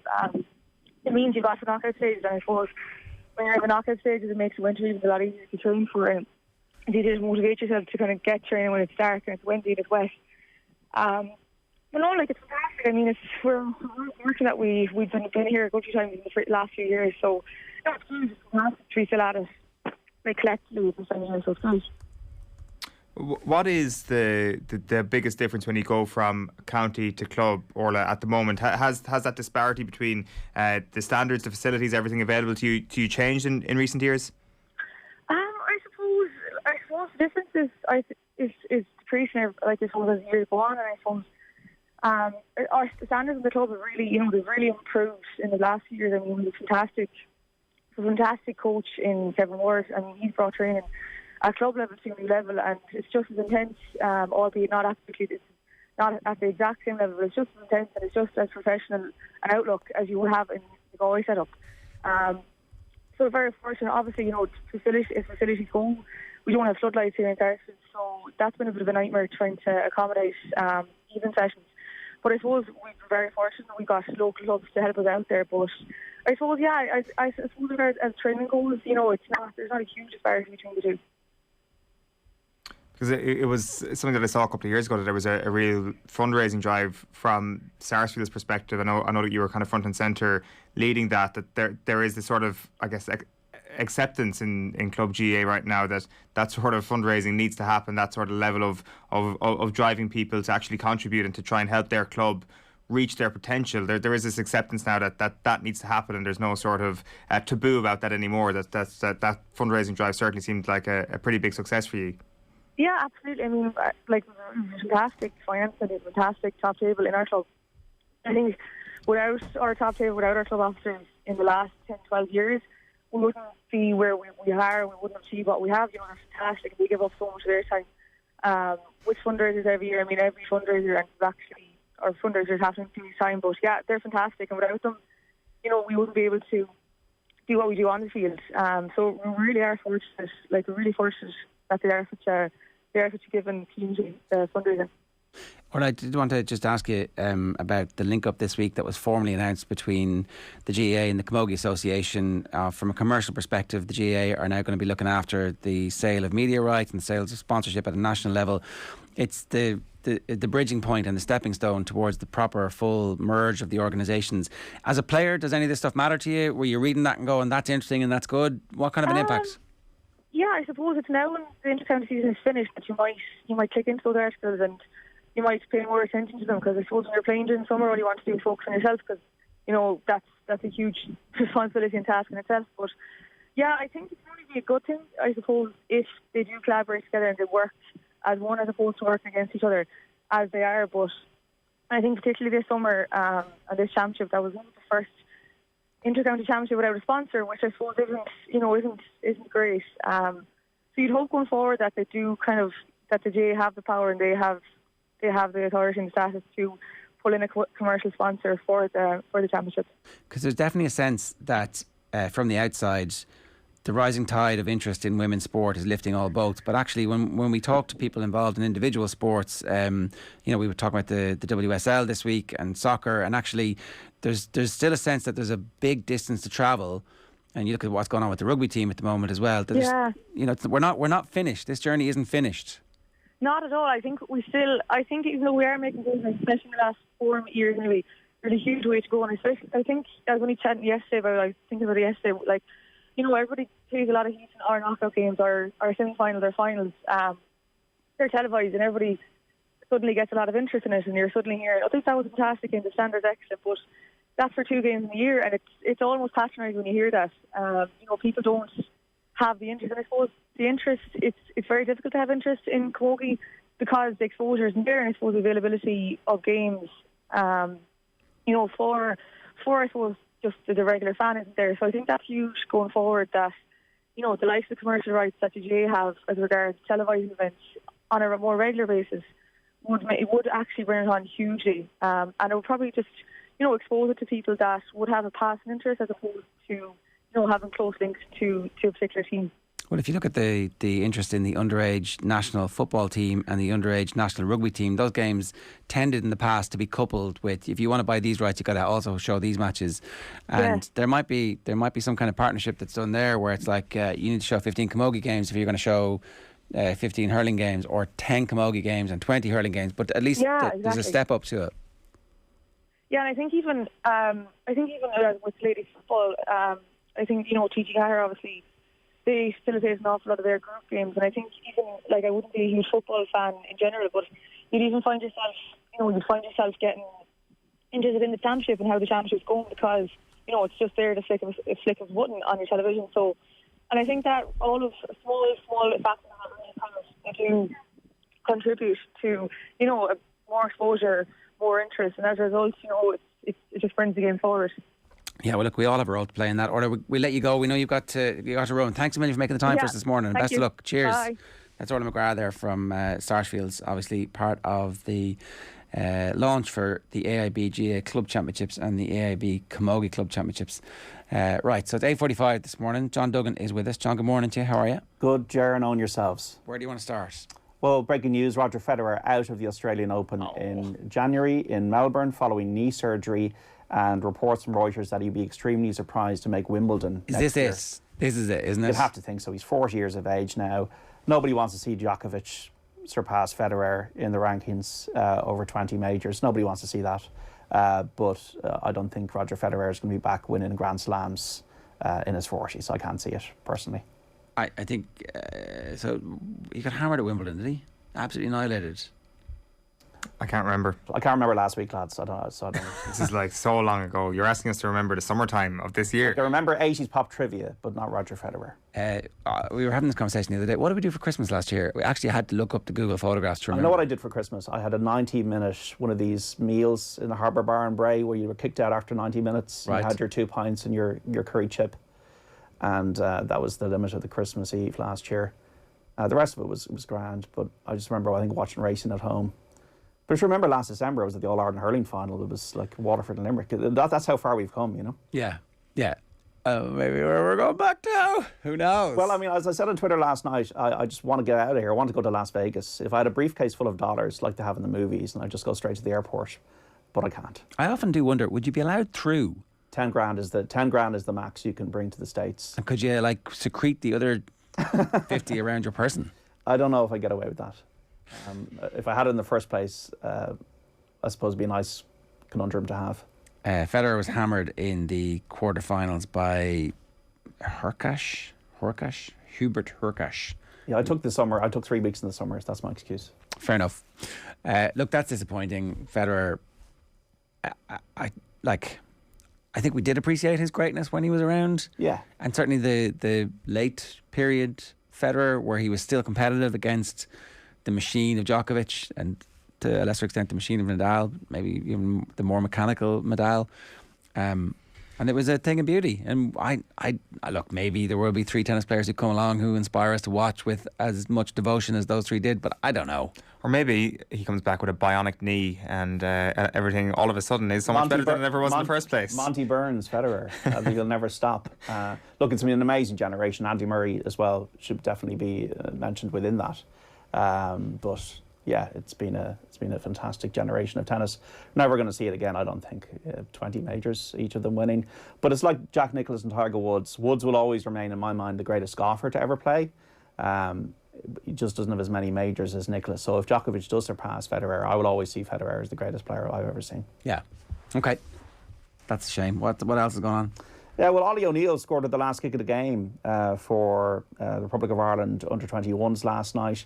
They beat Sweden 1-0, so they're still in the loop regarding qualification for the European Championship finals. Italy, I'd expect to top the group. Under-19s into the elite phase of qualifying for the Euros. They beat Bulgaria 2-0.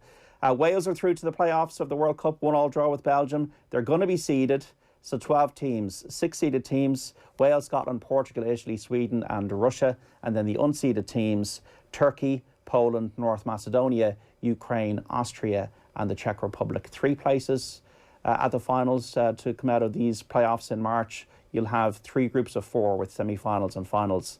The Netherlands with Louis van Gaal beat Norway 2-0 last night to qualify for Qatar. Ciara Griffin retired yesterday, bit of a surprise, 27 years of age. 41st cap will be bagged against Japan at the weekend, but she's calling it a day.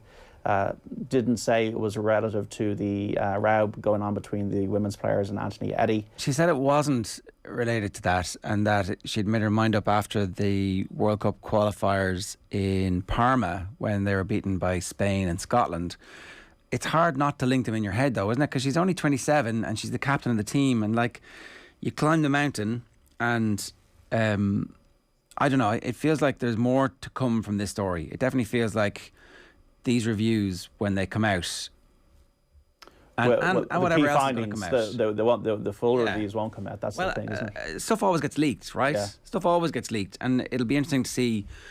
Sometimes stuff gets leaked to make the IRFU look good. Sometimes stuff gets leaked by people who are trying to make the IRFU look bad. But it just doesn't seem like the organisation at the moment is aligned, right? It's fair to say that the players and the ex-players were not simpatico with the hierarchy of the IRFU, and when that happens, sports organisations are very protective of themselves, and so I don't know, because it did feel like the players were taking responsibility in the aftermath of the World Cup qualification. They did put their hands up and say we didn't play well enough. Or certainly, a lot of them have said that. You can find it. And we've spoken to someone who were like, "Look, we just didn't play well enough," and maybe a lot of resources were thrown at the team, but that doesn't necessarily mean that the overarching plan and structure is good, and it certainly doesn't mean that the IRFU treat the women's game with the same level of respect as the men's game.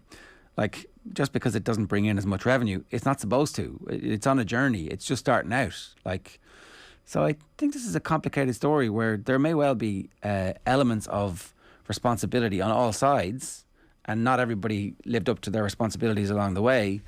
And for the captain to be walking away at 27 in the midst of that, it just doesn't ring true to me that it has nothing to do with... I'm sure the decision to like, she talked really, really well about wanting to spend time with her family and kind of coming to a realisation during lockdown about the stuff that you'd given up on, and she's just married and she's only 27 and she's going to get into further education around agriculture and she seems like a really brilliant person who you would want to have around. Like, I don't know, there's something going on here, I think. What was the pull from the IRFU over the last couple of days, I wonder, when maybe the news started to filter out that she's going to retire? How big an effort was there to say, listen... Did anybody try and change your mind was one of the questions that she was asked on the press conference call yesterday, and it was like, it didn't seem like, oh yeah, I had like an hour-long conversation with Nusafora and Eddie, and they were like, no, look, you're going to be... That she didn't say that. Now, maybe that did happen, but it was more like, oh, you know, her family and people that she knew had been having that conversation with her, had teased it out to make sure that she was making the right decision. She felt she was making the right decision. So, if this team is going to get better, you suspected they were going to need to be adding to their collection of leaders and to their talent rather than allowing somebody at the age of 27 to go. And I'm not saying that they're allowing that or responsible to happen. I'm sure that, like, I mean, she spoke very well yesterday about the reasons why she's stepping away, but a net loss in talent available to this team is not what the Ireland women's team need at the moment, because it's been a bad couple of months, obviously. Also, I think it's worth checking out a couple of things, folks. Keith Earls' interview with Joe was great about his own struggles and his book that's coming out, and Azeem Rafiq, this incredible story from English cricket yesterday, which I don't really think is about English cricket. I think it's about culture in society and about how sports teams operate, and the culture of racism at Yorkshire cricket and bullying, and all passed off as banter a lot of the time.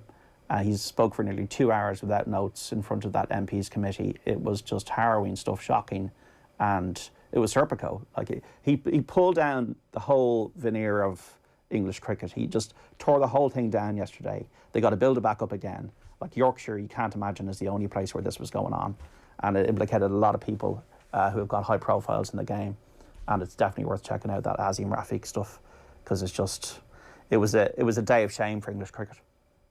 Yeah, it's on the front of all of the English papers this morning. England stars dragged into racism scandal on cricket's day of shame.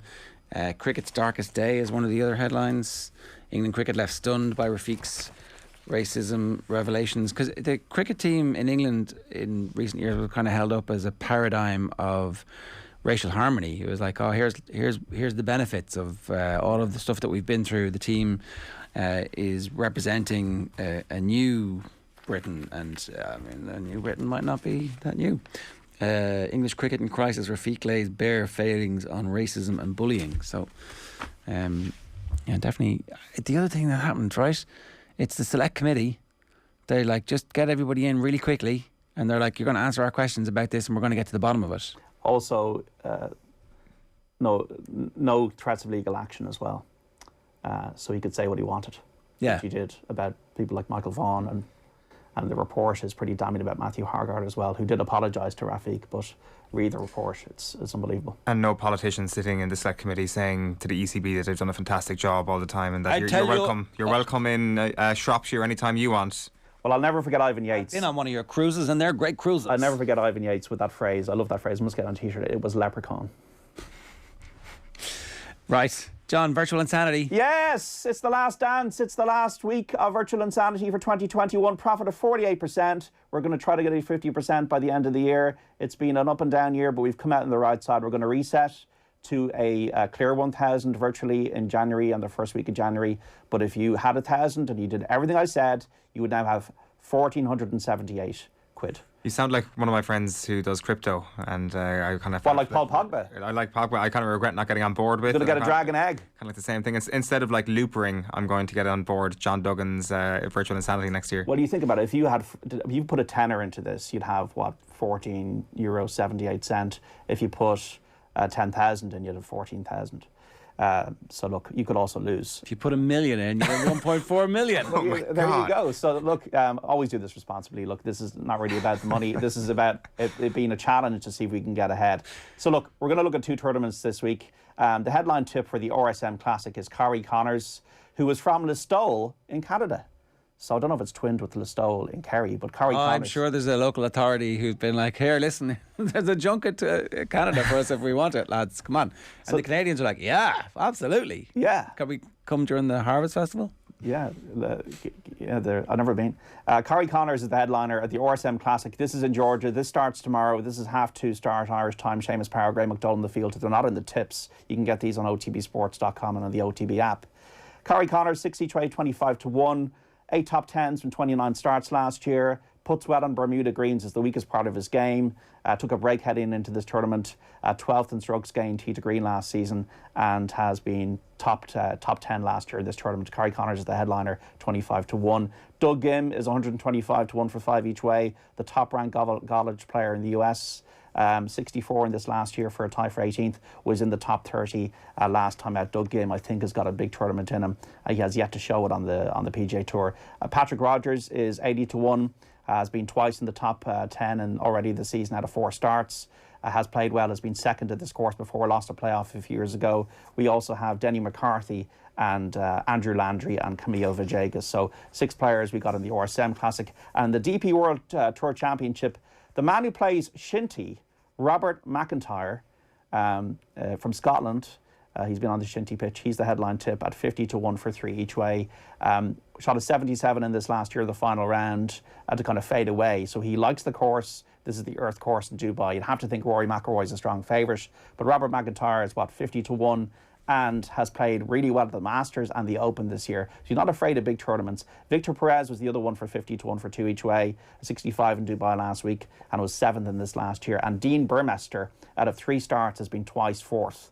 Dean Burmester, a big hitter, which you need to be around the DP at 40-1. So Burmester, McIntyre and Perez in Dubai, and then the 6 players in Georgia are Villegas, Landry, McCarthy, Rogers, Gim, and the headliner, Corey Connors from Listowel in Canada. 40% profit is absolutely remarkable. So well done, John. Thanks, folks. Looking forward to seeing how this weekend goes. You had the faith, you kept the faith, and thankfully we've repaid it. And once this is over this week, we'll get into the jump season. One thing I'm going to say is when COVID is over, we're going to Listowel for the week, and we're doing the show from there for the week. Because it's supposed to be unbelievable. Hopefully lots of those kind of things will happen in 2022. OTB AM with Gillette, proud sponsors of Movember. Gentlemen, let's mow. On this week's Koi Gig pod, host Kathleen McNamee was joined by a very sombre Karen Duggan. After Peamount's 5-2 loss at home to Galway, they were 2-0 up. All they had to do was see it out and they were going to be league champions, but they couldn't do it. And so Shells were league champions as a result of their 3-2 win against Wexford Youths, who are playing in the cup final again this weekend. So anyway, back to the Koi Gig podcast.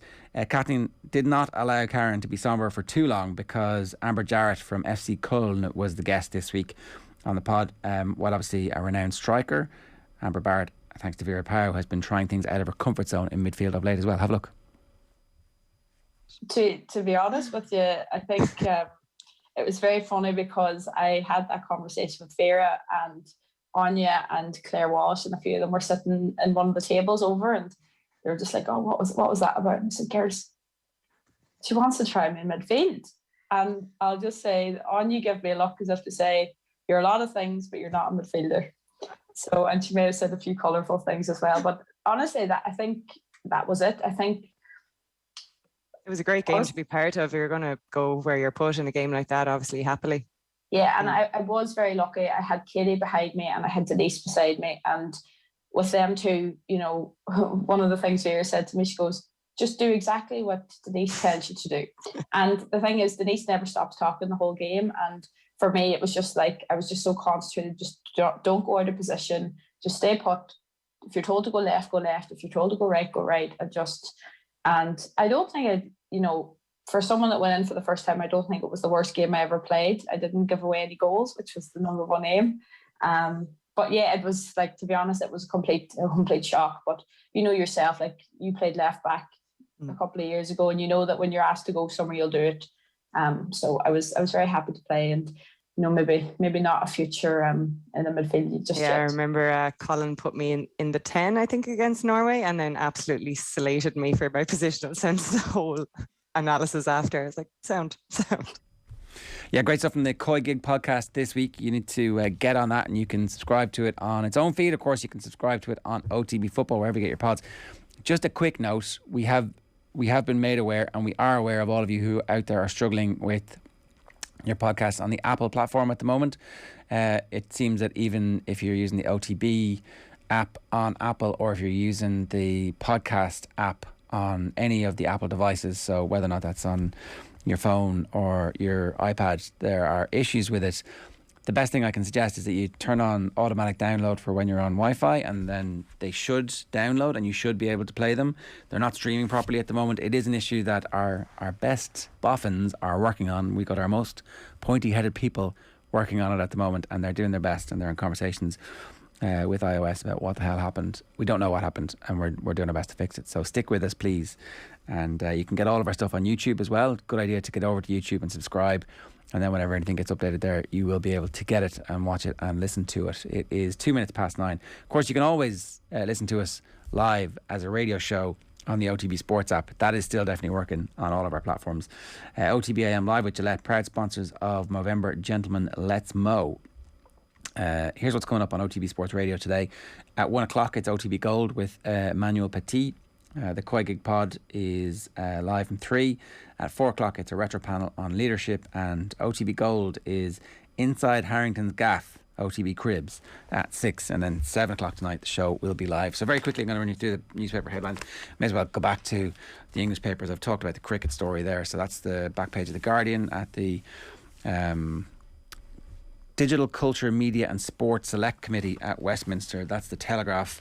Day of shame for English cricket. And then all the Irish papers, obviously, with the goal celebration last night from Ollie O'Neill, celebrating, I don't know if you've seen the goal, but there's a double shimmy of the hips, and then he hits it at the near post. The shot is on, the Thierry Henry far post finish is on straight away, but then it goes, and then he shows to the defender and the keeper that he's going to do the Thierry Henry finish, and he swivels his hips again and sticks it. You're like, wow. Yeah, it was lovely. That's calmness. Pass was amazing as well. That's like, they played really, really good football, and they created about 7 good goal scoring chances in the last 10 minutes. Yeah. I only saw the last 10 minutes now, so I don't know what the 80 minutes up to that point were like, but O'Byrne and Walsh Cup set to make return. Oh, look at this. Did you see this story? I did. I'm excited.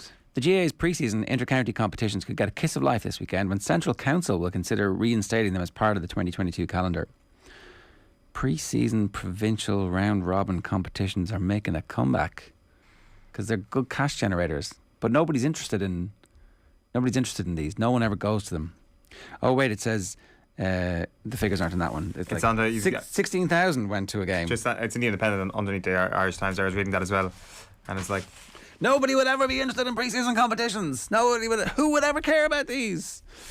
Well, Casement Park in 2006, 19,000 showed up to watch Tyrone play Armagh, and 14,000 in Cusack Park in Mullingar for a Westmeath team managed by Paddy in his first year against Meath. But no, you could never get people to go to provincial competitions earlier in the year. It would be meaningless and pointless.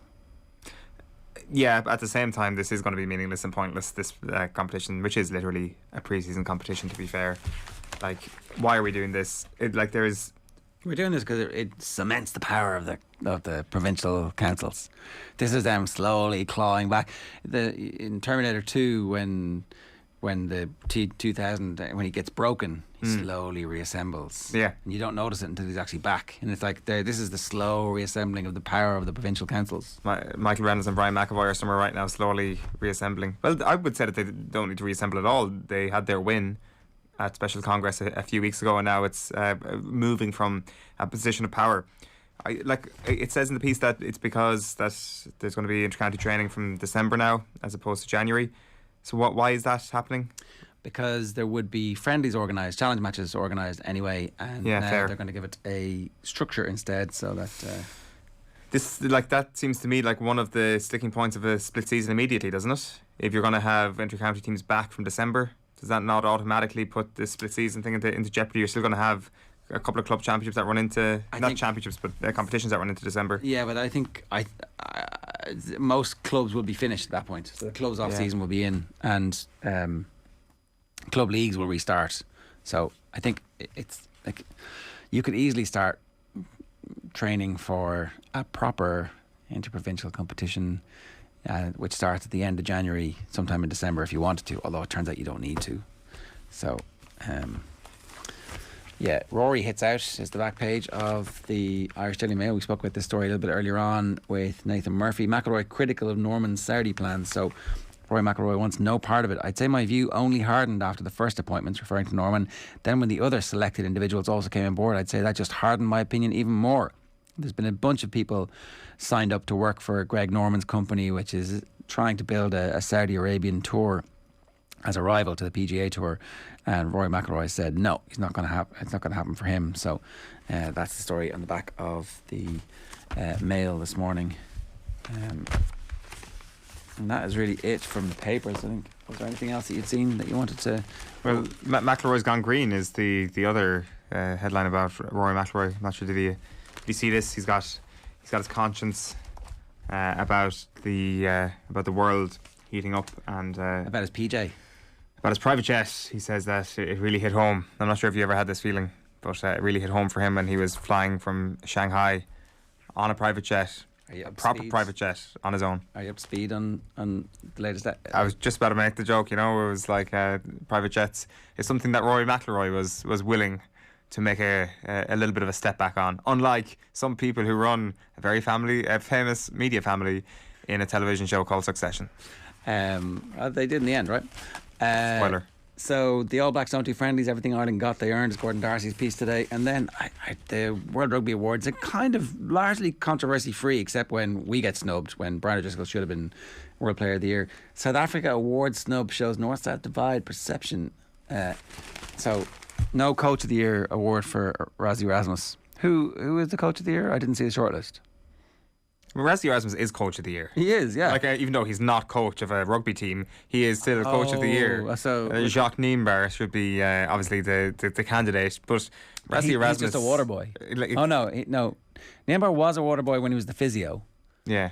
And then he became the head coach, so he's not allowed to be the water boy anymore, and they switched roles. Yeah. These guys, they've got it sussed. Do you think that there's like a Water Boy of the Year award where like Rassie Erasmus is just in a room with like 10,000 volunteers from around the world at like grassroots level in rugby, and Rassie actually just crushes them all in a Water Boy stakes? He's like, screw you, Mr. Nobody from wherever you were from. The Ireland Water Boy was getting a bit of it from the referee the other day, and the All Blacks were coming over giving out to him, and he's like, oh no, there was just a little bit of a little bit of crack.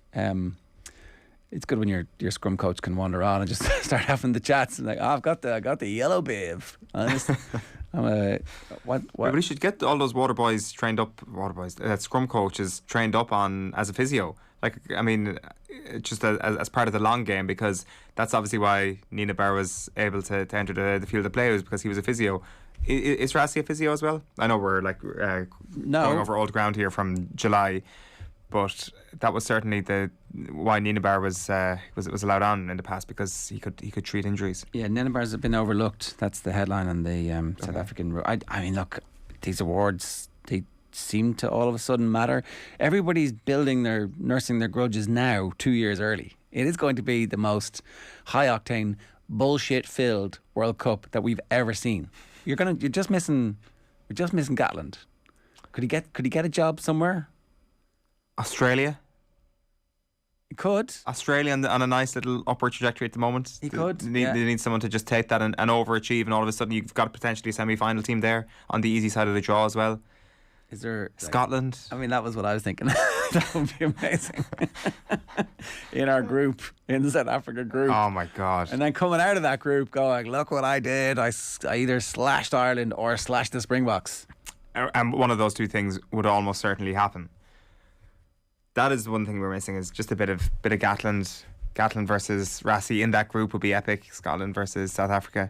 That would be certainly what you would do. But it is like the things have been set up nicely for this. I would just always be conscious, like a little bit cautious, really, more than anything else, of teeing this thing up to be brilliant 2 years out, when the storylines are so good now. Anything could happen. Rassi could just get bored of this and say, you know what, putting the feet up and retiring now.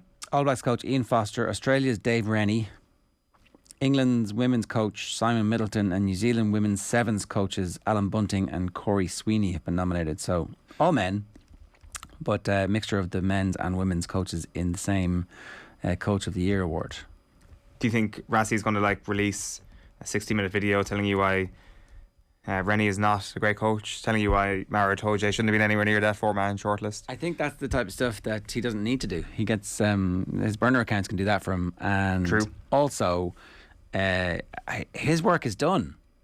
He is Joker. The match thrown over. The building is on fire and he's walking a completely different direction. Yeah, at the same time, I would like to see him go full Rassi on the Player of the Year, like where some burner account tweets and being like, Mara Itoje, fraud, and Rassi quote tweets being like, very good point there, sir. Excellent.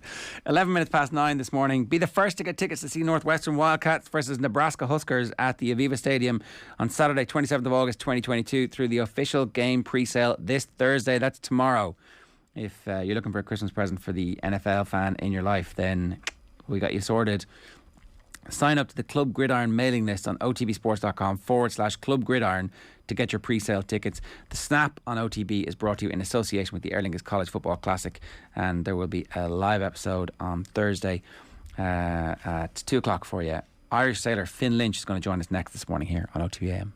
OTB AM. This is OTB Sports Radio. Arsenal and Irish fans won't want to miss our next Cadbury FC Roadshow. We're going behind the scenes with Arsenal invincible Robert Pires and Gunner star and Ireland captain Keita McCabe. We'll also be joined by former Arsenal S&C coach, Ireland rugby legend Jerry Flannery. It's all with thanks to Cadbury FC and their club partnerships, granting you behind the scenes access at the Premier League's biggest clubs. Coming soon to OTB Sports social channels. Car insurance is boring, but you don't have to be. Get Set Go is the kind of car insurance you can sort in a few minutes online, then bounce on with your day. Are you ready for Quick Start Insurance? Get a quote now at getsetgo.ie. MCL Insurance Services Ireland Limited, trading as getsetgo.ie, is regulated by the Central Bank of Ireland. OTB AM. With Gillette, proud supporters of Movember. Gentlemen, let's move. OTB AM with Gillette, proud sponsors of Movember. Gentlemen, let's mow. Indeed, it is 13 minutes past 9, and I think we've got Finn Lynch with us. Yeah, Finn, good morning to you. How are you? Good morning. How's it going? Good, thanks. You're not wearing your medal for us this morning, are you? Didn't actually get a medal. Oh, right. All right. They just gave me a little plaque. That's kind of disappointing. I thought that when you win a silver medal, you actually get a silver medal. You'd think that, wouldn't you? But no, with the the Laser World Championships, it's always the same kind of plaque. So it's still cool. Okay, so very good. I'm happy. Very good. Yeah, you haven't like drilled a hole in it and started to wear it round and go, hey, look, I just won a silver in a. It's. Tell us a little bit about it. What's the aftermath of achieving something like this actually like for you? What's that mix of emotions? You know, it's really cool.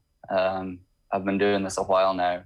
Like I finished school in 2014 and I've been full time since. And to finally get some recognition, like a really good result, is I'm delighted. I'm really, really happy. That's a long time to continue going. And I know early in your career you had success. You qualified for an Olympic Games. And then just last year you didn't qualify for the Olympic Games. But you've come back from that and bounced back. So that suggests that this has been a bit of a roller coaster for you. Yeah, for sure. There was something about like not qualifying for Japan. I thought on my day that I could go there and get a medal. For sure, I was good enough to be top 10, top 8 if I had qualified. But not qualifying was really the worst case scenario. And once you hit the worst case scenario, you're not so scared of failing. So I thought after that, it kind of freed me up to just go out there and sail freely and do my best. And that put me in second at the World. So, yeah. That's a remarkable mindset shift. How quickly after the disappointment of not qualifying for the Olympics do you realise that actually it could lead to maybe less fear in the boat? We have a really good debrief system in Irish sailing. And I sat down, and towards the end of it, we kind of realised that this, always the worst things that happen, there's always a positive to it, and I kind of thought maybe this is the positive, like I'm not going to be scared of failing. And yeah, just went to Europeans, was a month before the Worlds, and I finished 7th, and I was thinking, okay, this is already good. And then second at the Worlds was a amazing way to finish the season. Because I did a piece, I think I spoke to you that day, Finn, a couple of years ago down in your high performance centre, and up on the wall there, they have, I think, is it a quote or is it a photograph of Annalise from the London Games, which is obviously a hugely heart-wrenching moment for her and for everybody that was following her progress that week. That's clearly part of what you're talking about here, this realisation, that tapping into that terrible moment as it is in that day or in that week, and utilising it for progression and for the betterment of yourself. Yeah, sometimes you need to go through that to life would be a lot easier for our families and coaches and everybody if we could do it first time round. But going through the hardship, I think sailing is such an experienced sport. Like the Olympic medalists, one of the guys was 35. It's one of the guys competing was 50. So it really is, you have to have been there and done that. And I think the experience of not qualifying for Japan, although it was the worst thing that happened in my career, I think it helps my performance now. Knowing that it's not the end of the world, nothing changes. I still go home and my dogs still love me. So yeah, nothing really changes. You're just disappointed and people are disappointed for you. But if you can kind of hold on to nothing really changes, just go out there and do your best. I think it's the best way to perform. It mustn't have felt like that at the time. And look, it's great that we can have this conversation about the pain, because you've just won silver in the World, which is like one of the all-time great achievements in Irish sailing. So let's linger on the pain for a couple of minutes, because I think it's really interesting to see somebody recover from that. Given that this had been your identity since you'd left school, it must have been unbelievably difficult when you didn't qualify. And I know you're able to talk about it now and say, okay, I was able to turn that into, but how long did that take? And what was, like, did you think about quitting at any stage? Did you think, right, I've had enough of this now? Yeah, for sure. I did. It's funny that we're able to talk about it now. I had an interview straight away after the regatta in Portugal in April. And the guy said it was for radio, but he couldn't use it on radio because I was just moping around. Nobody wanted to listen to me during that interview. I definitely thought about quitting.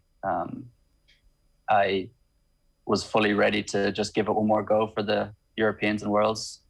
that's just gone, to fully give it another go, just because I couldn't leave it like I left it in Portugal. And I'm delighted I did, because now kind of life will be a lot easier after getting second at the World Championships. Easier to get training partners for the next cycle, more funding. So yeah, I'm happy. When you think about quitting, do you kind of follow it through to the end conclusion about what you're going to do on a day-to-day basis, or is it just a fleeting thought? Yeah, no. It's hard to justify being away training, half the year, away from your girlfriend, away from your family, if you're not kind of coming back with some sort of success. But at the same time, I have a really close group around me, and everybody around me wanted me to continue because they knew that I could achieve success, and it was just a matter of time. So after having some chats with the people closest to me, we all kind of agreed that I should give it one more go and see what happens. And if I came to the Worlds and came 30th, then maybe it's just not for me. But obviously that didn't happen, and yeah, I'm happy. And do you have an exterior life to sailing? Because we were talking with Matt Williams yesterday about the World Cup, and he's like, you must be absolutely obsessive about it. Everything you do must be driven by the fact that you're trying to win a World Cup. And I guess for a professional individual like you, there has to be a level of madness and a strain of obsession involved in driving you to the level where you're second in the world. And at the same time, you desperately need some escape from that. So how do you balance that? Yeah, probably not very well. Yeah, no, sailing is completely everything. Since I was a kid, I was completely obsessed. My two older brothers were on Irish sailing teams before me, and I remember taking my eldest brother's notebook from all the notes he's taken and just rewriting all the notes when I was like 8, which probably half of it went over my head, but I was just obsessed. Life out of sailing, not so much. Like sailing's great that it can kind of be your life because there's so many different things you can do. Like my family all sails. I met my girlfriend through sailing. Half the time I'm traveling, and if I'm not sailing, I could be coaching, or I can sail on big boats. So yeah, it really is always on the mind, kind of like an obsession, as you were saying. It's not a bad lifestyle though. If you're as into it as you are, like there's definitely you versus the elements, which can be pretty nice, I suspect. Yeah, no, it is. Like I can't imagine some other sports that they just do the same thing every day. Like for us, we're going to different locations. It's different weather. Like the World's just gone. We were racing at 8 a.m. when the sun was rising, and it was like 10 degrees, which for Irish people isn't cold, but for all the other sailors, they were all dying. And then other times, like I have a training camp in Cyprus planned, and it's going to be the exact opposite, like really nice sea breeze conditions with perfect training. So yeah, it doesn't really get old, you know. If you're passionate about it and if you love it, then it's a sport for life. You mentioned there that the success last week will make it easier for you to find training partners. Is a lot of it done in solitude at the same time? It can't, not really, no. I'm lucky that I have training partners all the time. We have a really good group in the Irish sailing team now. Pretty much everybody's around the same age and we're all great pals. So when we're at home, we're all the fitness and gym training we do together, and then abroad, I need to find training partners. But yeah, that's not much is done alone. It's hard to train in a boat by yourself, then it is boring. But if you have a good group, it makes life a lot easier. I can imagine, and I assume it just makes everything so much easier this year as well when you have that support base back at home when you are limbering up for something like the championships last week, for example. Yeah, no, the team's performing really well. The 49er World, the double-handed boat, is on now in Oman, and both crews won a race on the first day. So it's a young team and it's a really good team. And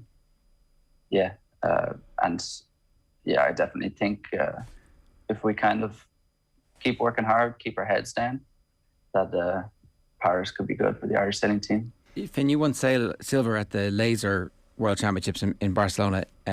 Tell me, is the laser guaranteed? Because sometimes there's messing around with different types of boats, and the Olympics can change from, we see it in rowing all the time.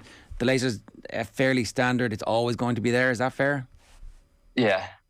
Laser will be there for this games and the next one. It's the biggest dinghy class in the world.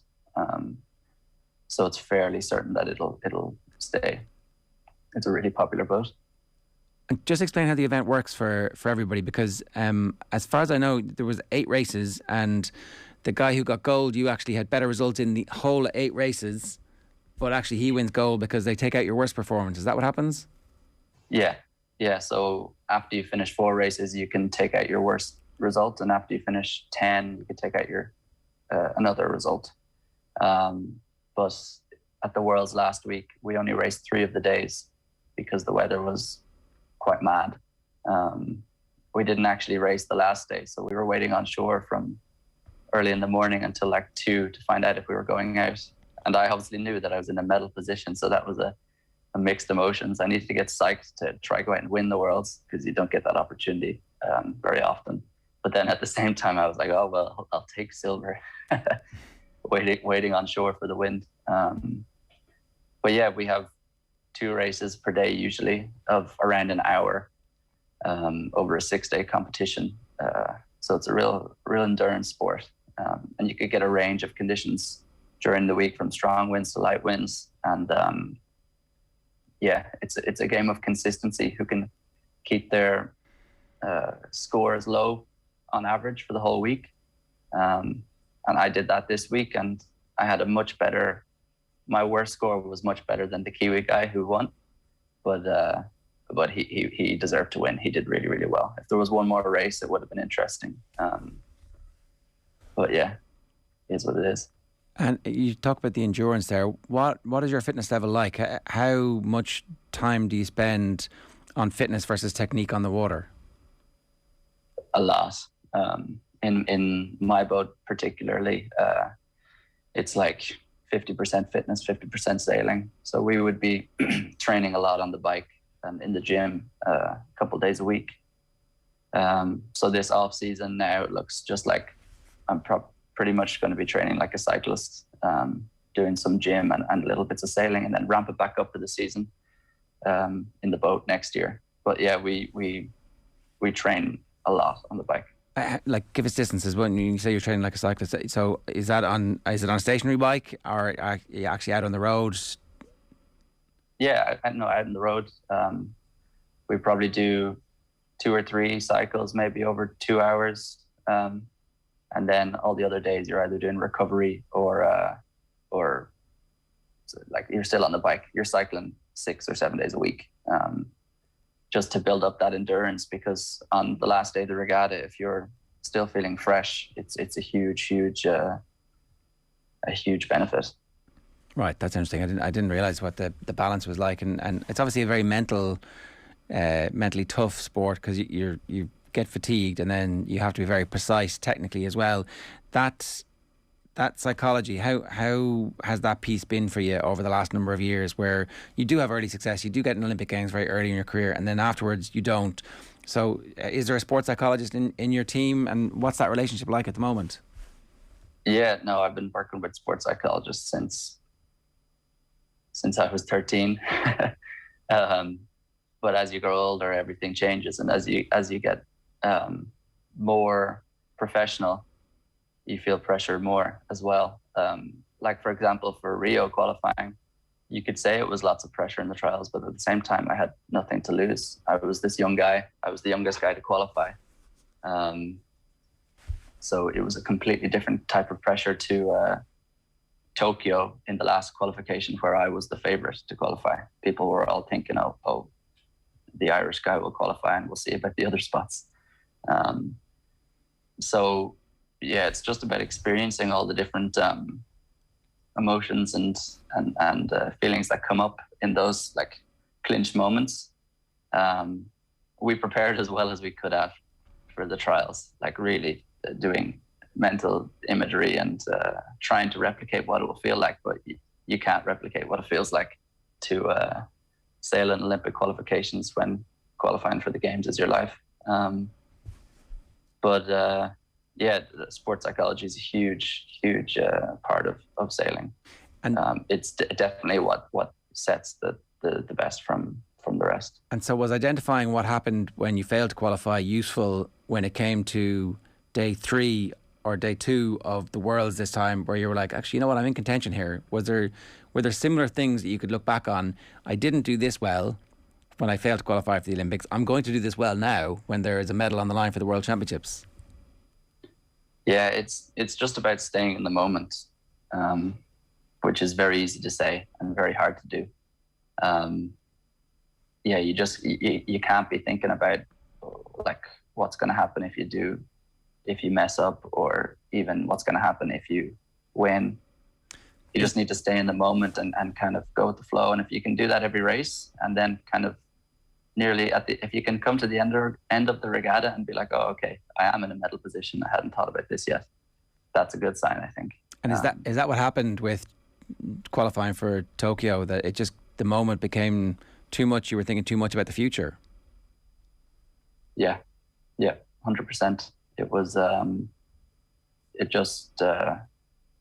it's hard to describe. It's just something that it just weighed me down. I was super stressed. I got sick during the regatta, probably because of the stress. And I just kind of needed to go with the flow a little bit. This regatta, every morning I was chatting with all the other guys, just being happy, going with the flow, and enjoying my racing and staying in the moment. And it's really a recipe for success. Are there mindfulness tricks? Is it that kind of stuff, or is it a specific recipe that you have for yourself, which is actually just talking to other people? Well, that's on the land stuff. Just being normal was what I was doing on the land. And then on the water, it's important to be able to catch yourself if your mind starts to get negative. If you can catch yourself and maybe a bit of self-talk, saying like, okay, think about what's important here. So maybe 10 times during the regatta, I kind of caught myself getting flustered, and I would just kind of shout at myself, technique. Just go back to exactly what you can focus on to make the boat go fast right now, and not be worrying about it, because you can get emotions of stress, or you could even be scared during races. But if you can just notice that you're feeling that way, and then set your mind right just by speaking to yourself, that's the best thing to do, which is very easy to say, but it takes a lot of experience, a lot of times to be in that moment to be able to do it. I think most of us have trouble concentrating for 10 to 15 seconds, and you've got to concentrate for an hour. It's a remarkable achievement to be able to do that, and to rescue your mindset in the middle of it. Go, no, whoa, calm, stop, technique. It's really interesting insight and the golfers. A lot of the golfers have earworms to kind of get themselves out of stuff. Is there any of that kind of stuff where, like, is there a musical element to it at all? Yeah, well, you wouldn't be able to listen to the music out on the water, but I think lots of people have like phrases written on their boat that if they look at it, that it'll snap them back into reality, kind of, to make them think about the most important things. Do you have one? No, no, sorry. No, I just, a lot of the time I'm just shouting at myself to get back into focus to be focusing what I should be focusing on. Right. So there's like you and your 25 competitors all shouting at themselves on the water. It's quite a scene, isn't it? Yeah. No, it's actually funny you say that, because sometimes when you're racing beside boats that are neck and neck with each other and it's really, really light winds, it's super quiet but super tense. So then you can mess with people and you can like whistle in your boat to make them think that you're completely relaxed. But that can backfire as well. It's better that you just concentrate. But I found myself during the week just really enjoying myself. Like the second last race, the regatta, I was leading. I finished second in the regatta, and the Russian guy was right beside me, and I said to him, "This is cool, isn't it?" And he didn't say anything because he was a bit more concentrated, I think. But I don't know. That's class. Just enjoying it is important, I guess. Any trash talk out in the water that you've experienced? Maybe not in World Championships. In training, probably, just to keep it a bit lighthearted. But no, not really. It's a gentleman's sport. Right. For now, anyway. Yeah. For now, anyway. No pirates yet. Finn, great stuff. Congratulations. A silver medal at the World Championships is a brilliant story, but the recovery and the comeback story is the type of thing that I think everybody can identify with. So well done. Keep it going. And the time frame between now and Paris, obviously, like when will you officially qualify for Paris? How does that work? The World's in 2023. Okay, so you have a bit of time. Yeah, a bit of time until that. Well, enjoy it, and enjoy whatever off-season you get as well. Finn, great to have you with us. Thanks a million. Thanks very much. Fascinating stuff there from Finn Lynch, Irish sailor who won a silver plaque at the World Championships.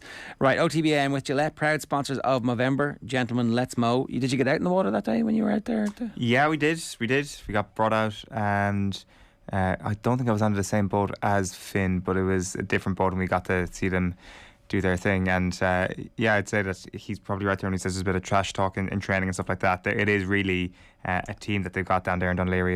And I'd say they were probably very entertained with us being enthralled by the fact that we were out in the water on a boat. Did they know you couldn't swim? Did you tell them that before in advance, by the way? Just in case this capsizes, someone's going to have to come and rescue me. I did have a life jacket on. Okay. I was the only person wearing a life jacket. Well, fair enough. I think many of us were. Tomorrow morning live as always from 7:30 we're talking Ireland, Argentina. We're looking ahead to the return of the Premier League, and there's much more as well. Right now we're bringing you Sean Ingle of The Guardian with Joe, talking about the cricket racism story in England and Azeem Rafiq's testimony yesterday. Enjoy. Now, you're very welcome back. Joe Malloy with you this evening. So after 8 o'clock, Keith Earls' interview is coming your way, but we're starting with the story of Azeem Rafiq, 30 years old, born in Pakistan, grew up in Barnsley, dreamed of a career in cricket, and ultimately the dream came through. A professional cricketer with Yorkshire. So he played for Yorkshire across two different spells. He played between 2008 and 2014, and then again 2016 to 2018.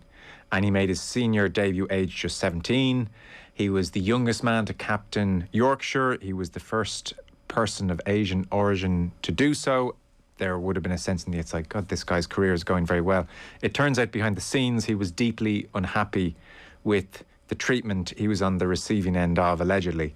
So he first made accusations of racism and bullying against the club in September 2020. There was an independent report which found a number of the accusations he made to be true. Yorkshire themselves launched an investigation. The English and Welsh Cricket Board launched their own investigation. Ultimately, though, a parliamentary investigation has been deemed necessary, and Azeem Rafiq was before a select committee this afternoon and gave testimony for 2 hours, give or take. Devastating testimony, really, for everybody concerned at Yorkshire cricket. We'll play some of the clips now. Sean Ingle was there and watching for The Guardian, and you can read Sean's reports in The Guardian, but we'll start with some of Rafiq's testimony this afternoon, and here he is broadly outlining his experience at Yorkshire Cricket Club when it came to racism.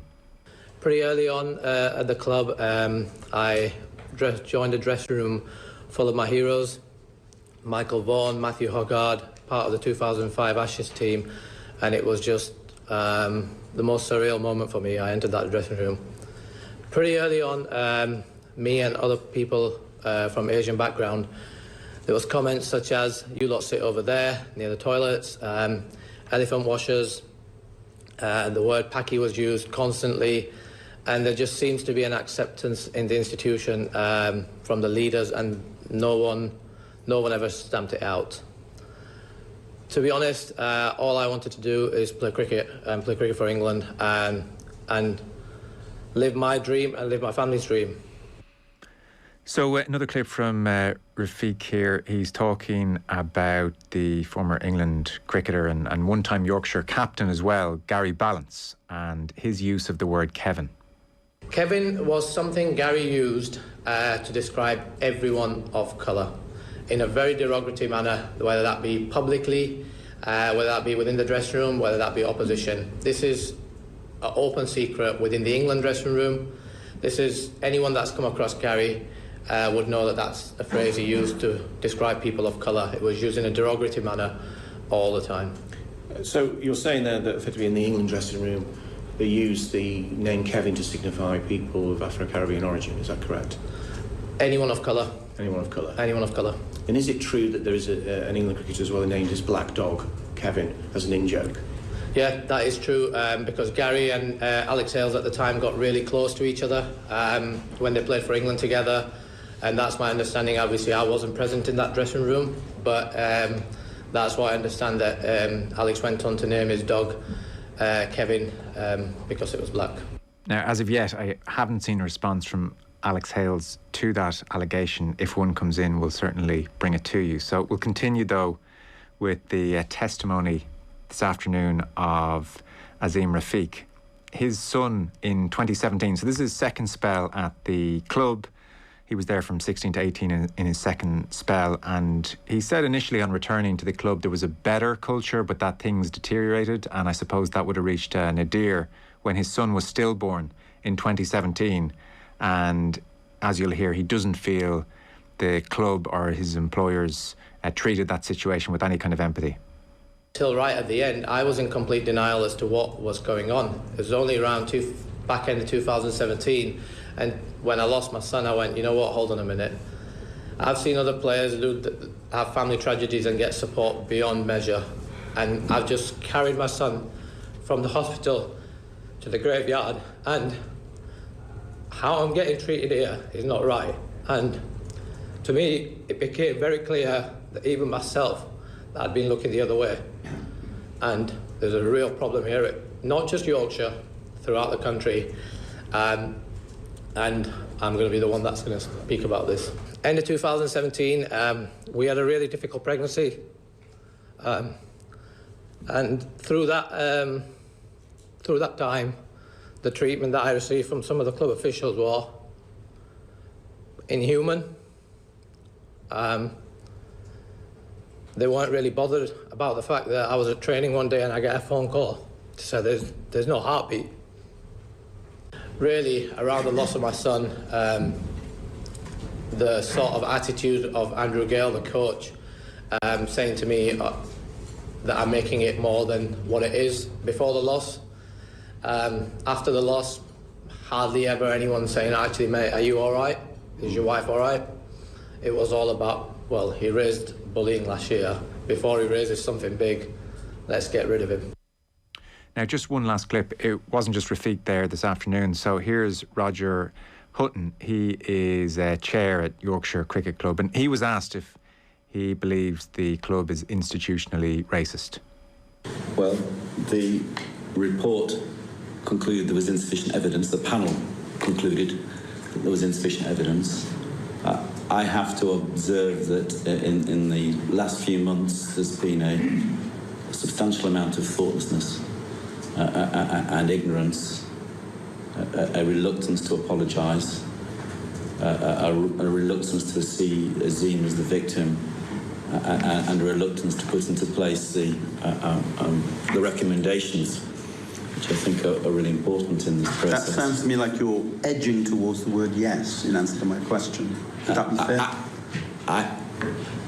I think the question remains unanswered. My question is to you rather than what happened in the report. Okay. So in your view, you were chair for 18 months and you've resigned. I fear, yes. Sorry, I shouldn't speak across you. Yes, I fear that it falls within that definition. Right. Thank you. So that's just some of the testimony before the Select Committee this afternoon. Sean Ingle of The Guardian has made time for us. Sean, appreciate it. I know you're busy. Thanks very much for joining us. No worries at all. Okay, I think we have a delay on the line, but we'll manage. We've given people a sense of the testimony, in particular of Azeem Rafiq, which seems extraordinary. You sat through all of it. Can you elaborate maybe further on your impressions of what he had to say today? It was so strong, so powerful, so eloquent, and also so shocking. You played some clips there, but there were stories of when he was 15, a player grabbing him and pouring red wine down his throat, and he's a Muslim, hadn't drunk at that point.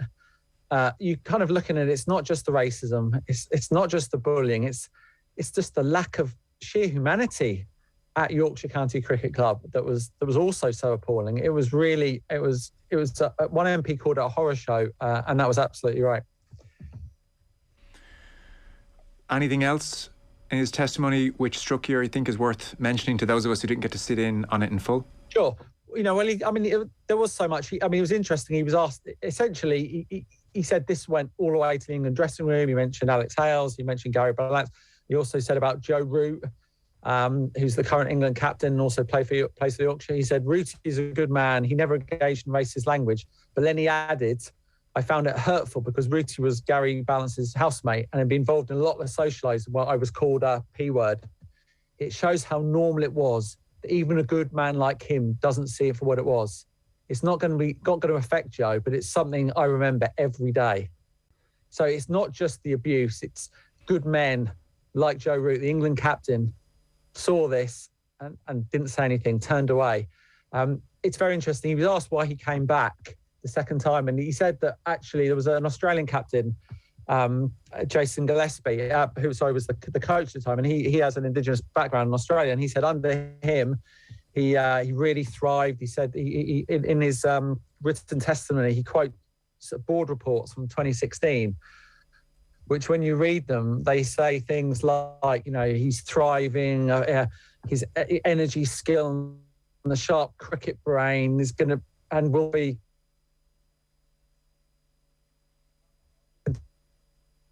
to be a massive asset. I think, as you can hear, Sean's line is just letting us down. We'll get him back in a better line. I do have another clip I might play for you while we're doing that. So the striking thing about Azeem Rafiq is that he's still only 30 years of age and he's not playing anymore. So he was asked if he feels that the treatment, the alleged racist treatment he received has resulted in the curtailment of his career. Do I believe I lost my career to racism? Yes, I do. That must be a terrible feeling. Horrible. Yeah, horrible. Because you're still a young man.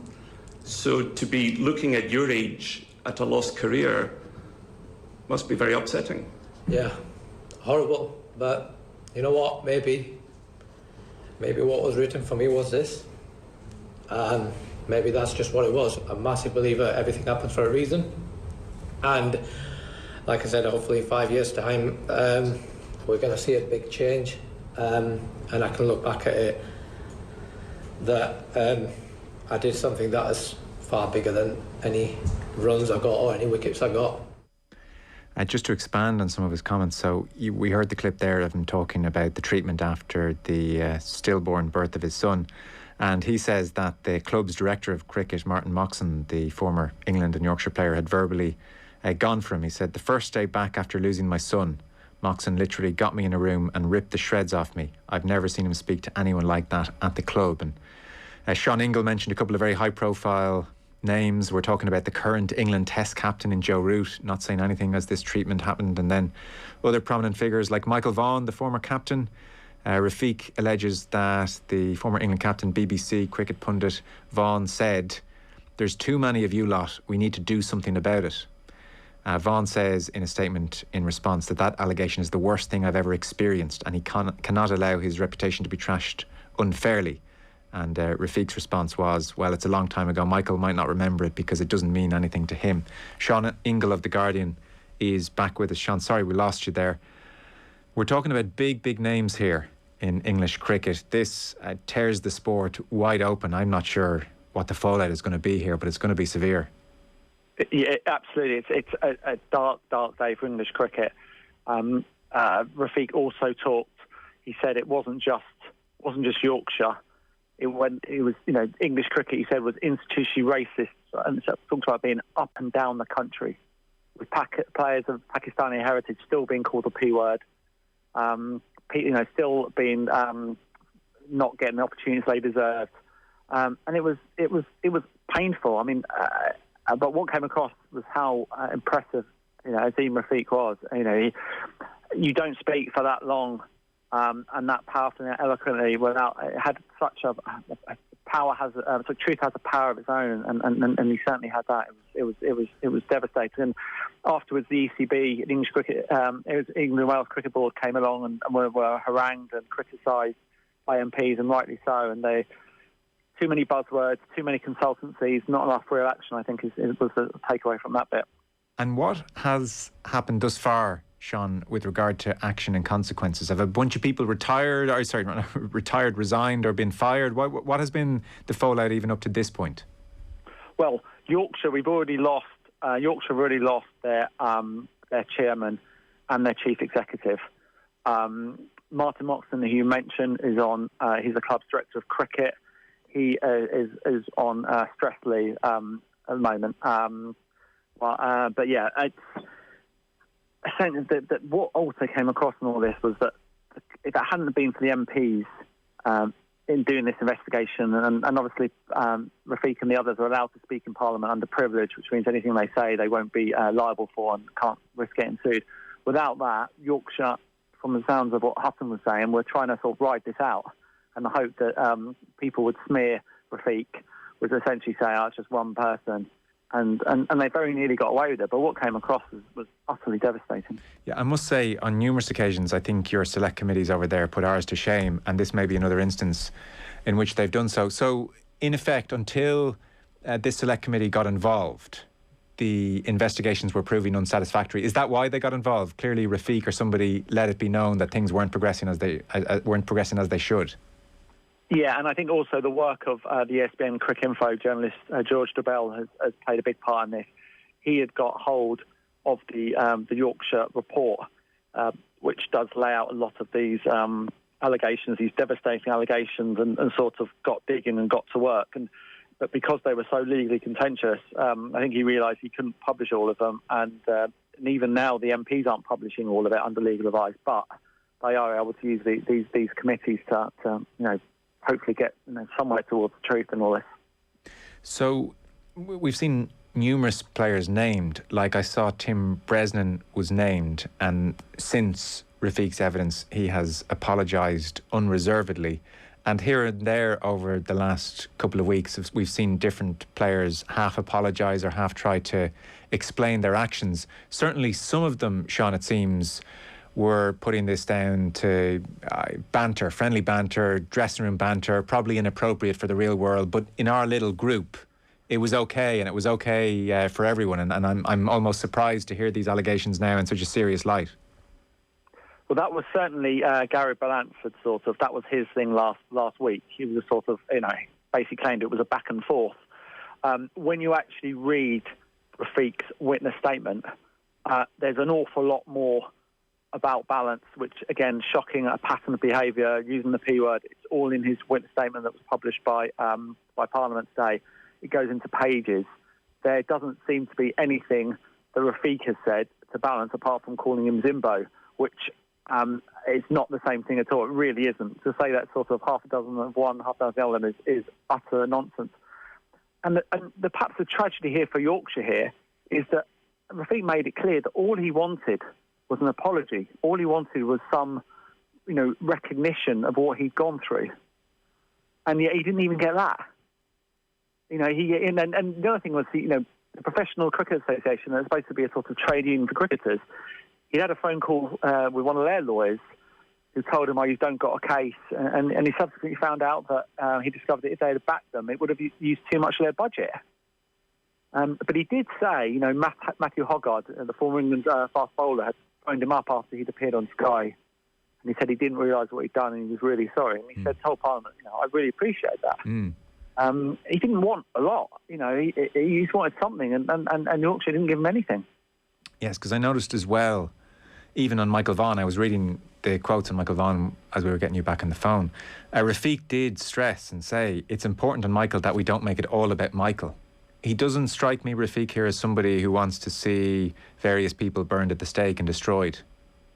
No, exactly. I think he just wants recognition of what he went through, and also to make sure that those lads that are 15, 16, 17, 18, those British Asians that want to be the next Azeem Rafiq, want to play for Yorkshire, want to play from England, get the chance and aren't subject to the same stuff that he, had to endure. I mean, right at the end, he was sort of asked whether he believed, he'd lost his career due to racism. He sort of said, yes, I do, it's horrible, but maybe what was written for me was this.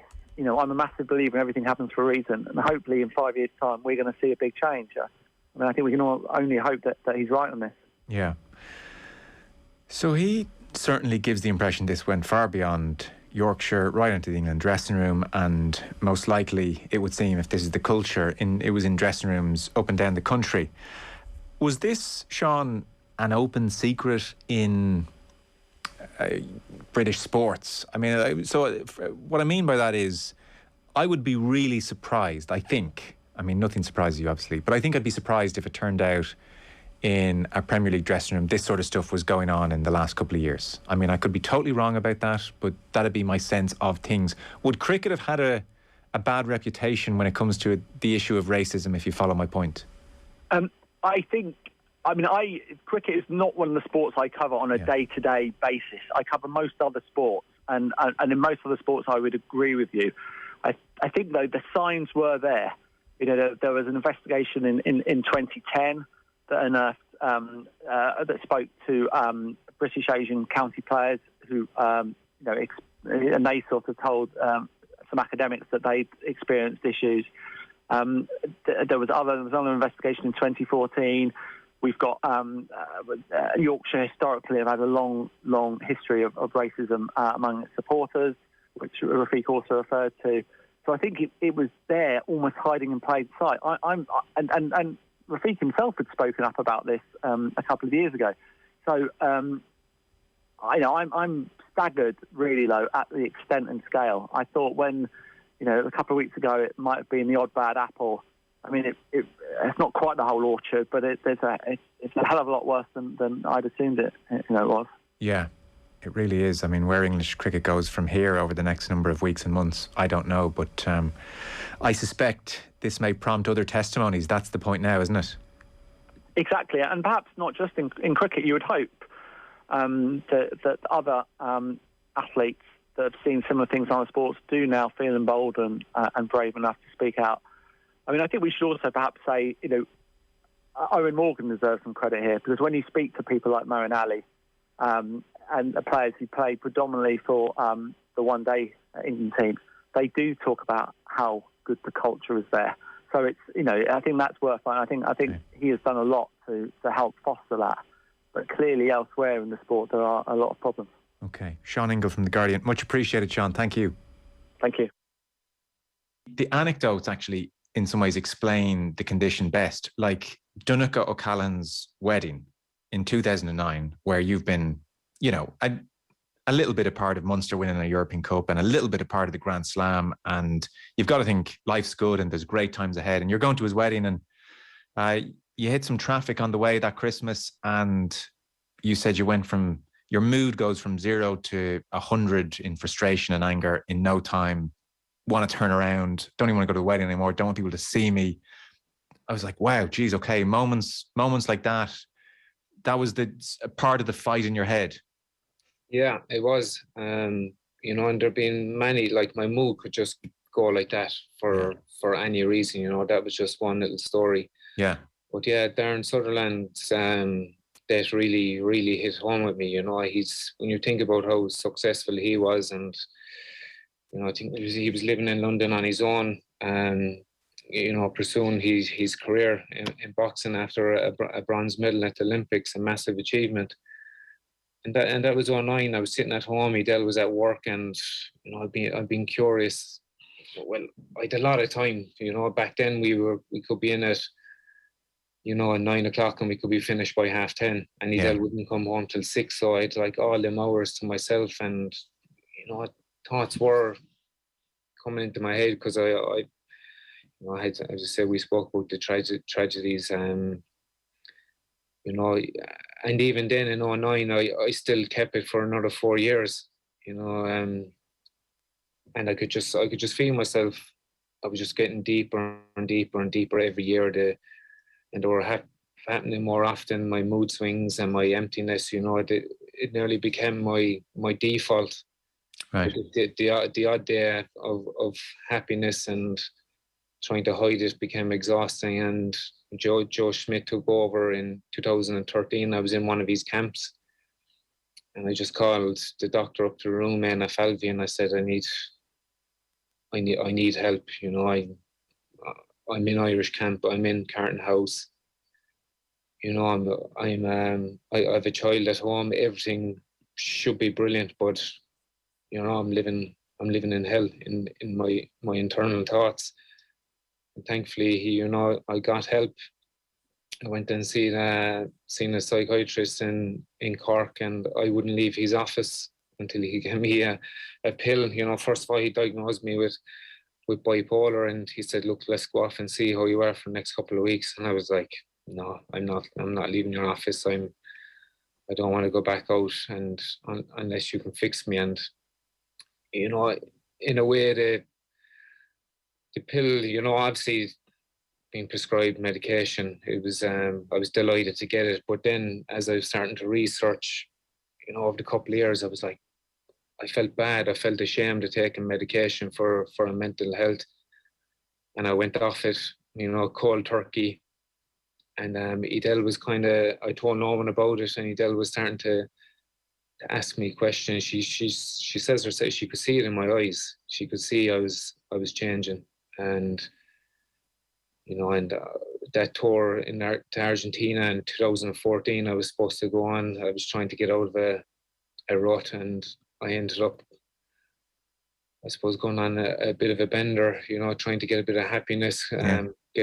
The worst thing ever you can do is come off medication, cold turkey, and go drinking, you know. And following day, I just woke up, and you know, I was in tears, and we were due to go on tour 2 days later, and I was like, maybe this is just a bad hangover, but it wasn't. You know, I suppose another cry for help, and I eventually broke down to Edel and told her I'd come off medication, rang the doctor, spoke to Joe Schmidt, and you know, he told me, look, get yourself right. That's the most important thing. OTB AM. With Gillette, proud supporters of Movember. Gentlemen, let's move.